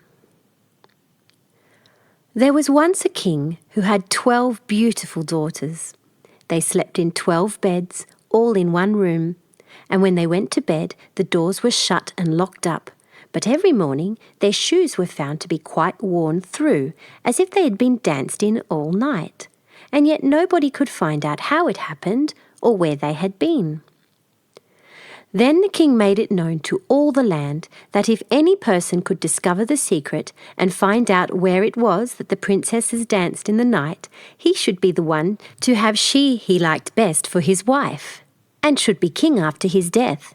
But whoever tried and did not succeed, after 3 days and nights, should be put to death. A king's son soon came. He was well entertained, and in the evening was taken to the chamber next to the one where the princesses lay in their 12 beds. There he was to sit and watch where they went to dance, and in order that nothing might pass without his hearing it, the door of his chamber was left open. But the king's son soon fell asleep, and when he awoke in the morning, he found that the princesses had all been dancing, for the soles of their shoes were full of holes. The same thing happened the second and the third night, so the king ordered his head to be cut off. After him came several others, but they had all the same luck, and all lost their lives in the same manner. Now it chanced that an old soldier, who had been wounded in battle and could fight no longer, passed through the country where this king reigned. And as he was travelling through a wood, he met an old woman, who asked him where he was going. "I hardly know where I am going, or what I'd better do," said the soldier, "but I think I should like very well to find out where it is that the princesses dance, and then in time I might be king." "Well," said the old dame, "that is no very hard task. Only take care not to drink any of the wine which one of the princesses will bring to you in the evening, and as soon as she leaves, you pretend to be fast asleep." Then she gave him a cloak and said, "As soon as you put that on, you will become invisible, and then you will be able to follow the princesses wherever they go." When the soldier heard all this good counsel, he determined to try his luck, so he went to the king and said he was willing to undertake the task. He was as well received as the others had been, and the king ordered fine royal robes to be given him, and when the evening came he was led to the outer chamber. Just as he was going to lie down, the eldest of the princesses brought him a cup of wine, but the soldier threw it all away secretly, taking care not to drink a drop. Then he laid himself down on his bed, and in a little while began to snore very loud, as if he was fast asleep. When the 12 princesses heard this, they laughed heartily, and the eldest said, "This fellow too might have done a wiser thing than lose his life in this way." Then they rose up and opened their drawers and boxes, and took out all their fine clothes, and dressed themselves at the glass, and skipped about as if they were eager to begin dancing. But the youngest said, "I don't know how it is. While you are so happy, I feel very uneasy. I'm sure some mischance will befall us." "You simpleton," said the eldest, "you are always afraid. Have you forgotten how many king's sons have already watched in vain? As for this soldier, even if I had not given him his sleeping draught, he would have slept soundly enough." When they were all ready, they went and looked at the soldier, but he snored on and did not stir hand or foot, so they thought they were quite safe, and the eldest went up to her own bed and clapped her hands, and the bed sank into the floor, and a trapdoor flew open. The soldier saw them going down through the trapdoor, one after another, the eldest leading the way, and thinking he had no time to lose, he jumped up, put on the cloak which the old woman had given him, and followed them. But in the middle of the stairs he trod on the gown of the youngest princess, and she cried out to her sisters, "All is not right, someone took hold of my gown."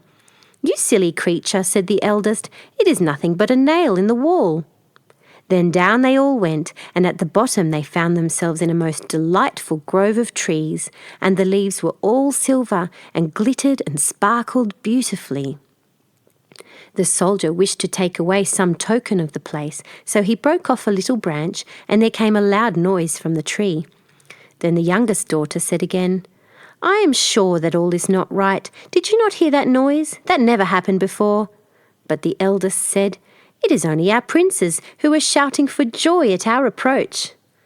Then they came to another grove of trees where all the leaves were of gold, and afterwards to a third where the leaves were all glittering diamonds. And the soldier broke a branch from each, and every time there was a loud noise which made the younger sister tremble with fear, but the eldest still said it was only the princes who were crying for joy. So they went on till they came to a great lake, and at the side of the lake there lay 12 little boats with 12 handsome princes in them, who seemed to be waiting there for the princesses. One of the princesses went into each boat, and the soldier stepped into the same boat with the youngest. As they were rowing over the lake, the prince who was in the boat with the youngest princess and the soldier said, "I do not know why it is, but though I am rowing with all my might, we do not get on so fast as usual, and I am quite tired. The boat seems very heavy today." "It is only the heat of the weather," said the princess. "I feel it very warm too." On the other side of the lake stood a fine illuminated castle, from which came the merry music of horns and trumpets. There they all landed and went into the castle, and each prince danced with his princess, and the soldier, who was all the time invisible, danced with them too. And when any of the princesses had a cup of wine set by her, he drank it all up, so that when she put the cup to her mouth, it was empty. At this too the younger sister was terribly frightened, but the eldest always silenced her. They danced on till 3 o'clock in the morning, and then all their shoes were worn out, so that they were obliged to leave off. The princes rowed them back again over the lake, but this time the soldier placed himself in the boat with the eldest princess. And on the opposite shore they took leave of each other, the princesses promising to come again the next night.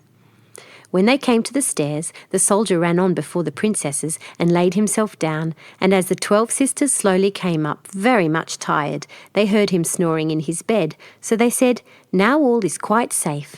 Then they undressed themselves, put away their fine clothes, pulled off their shoes, and went to bed.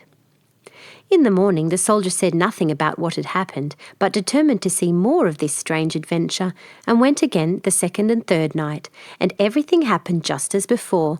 The princesses danced each time till their shoes were worn to pieces, and then returned home.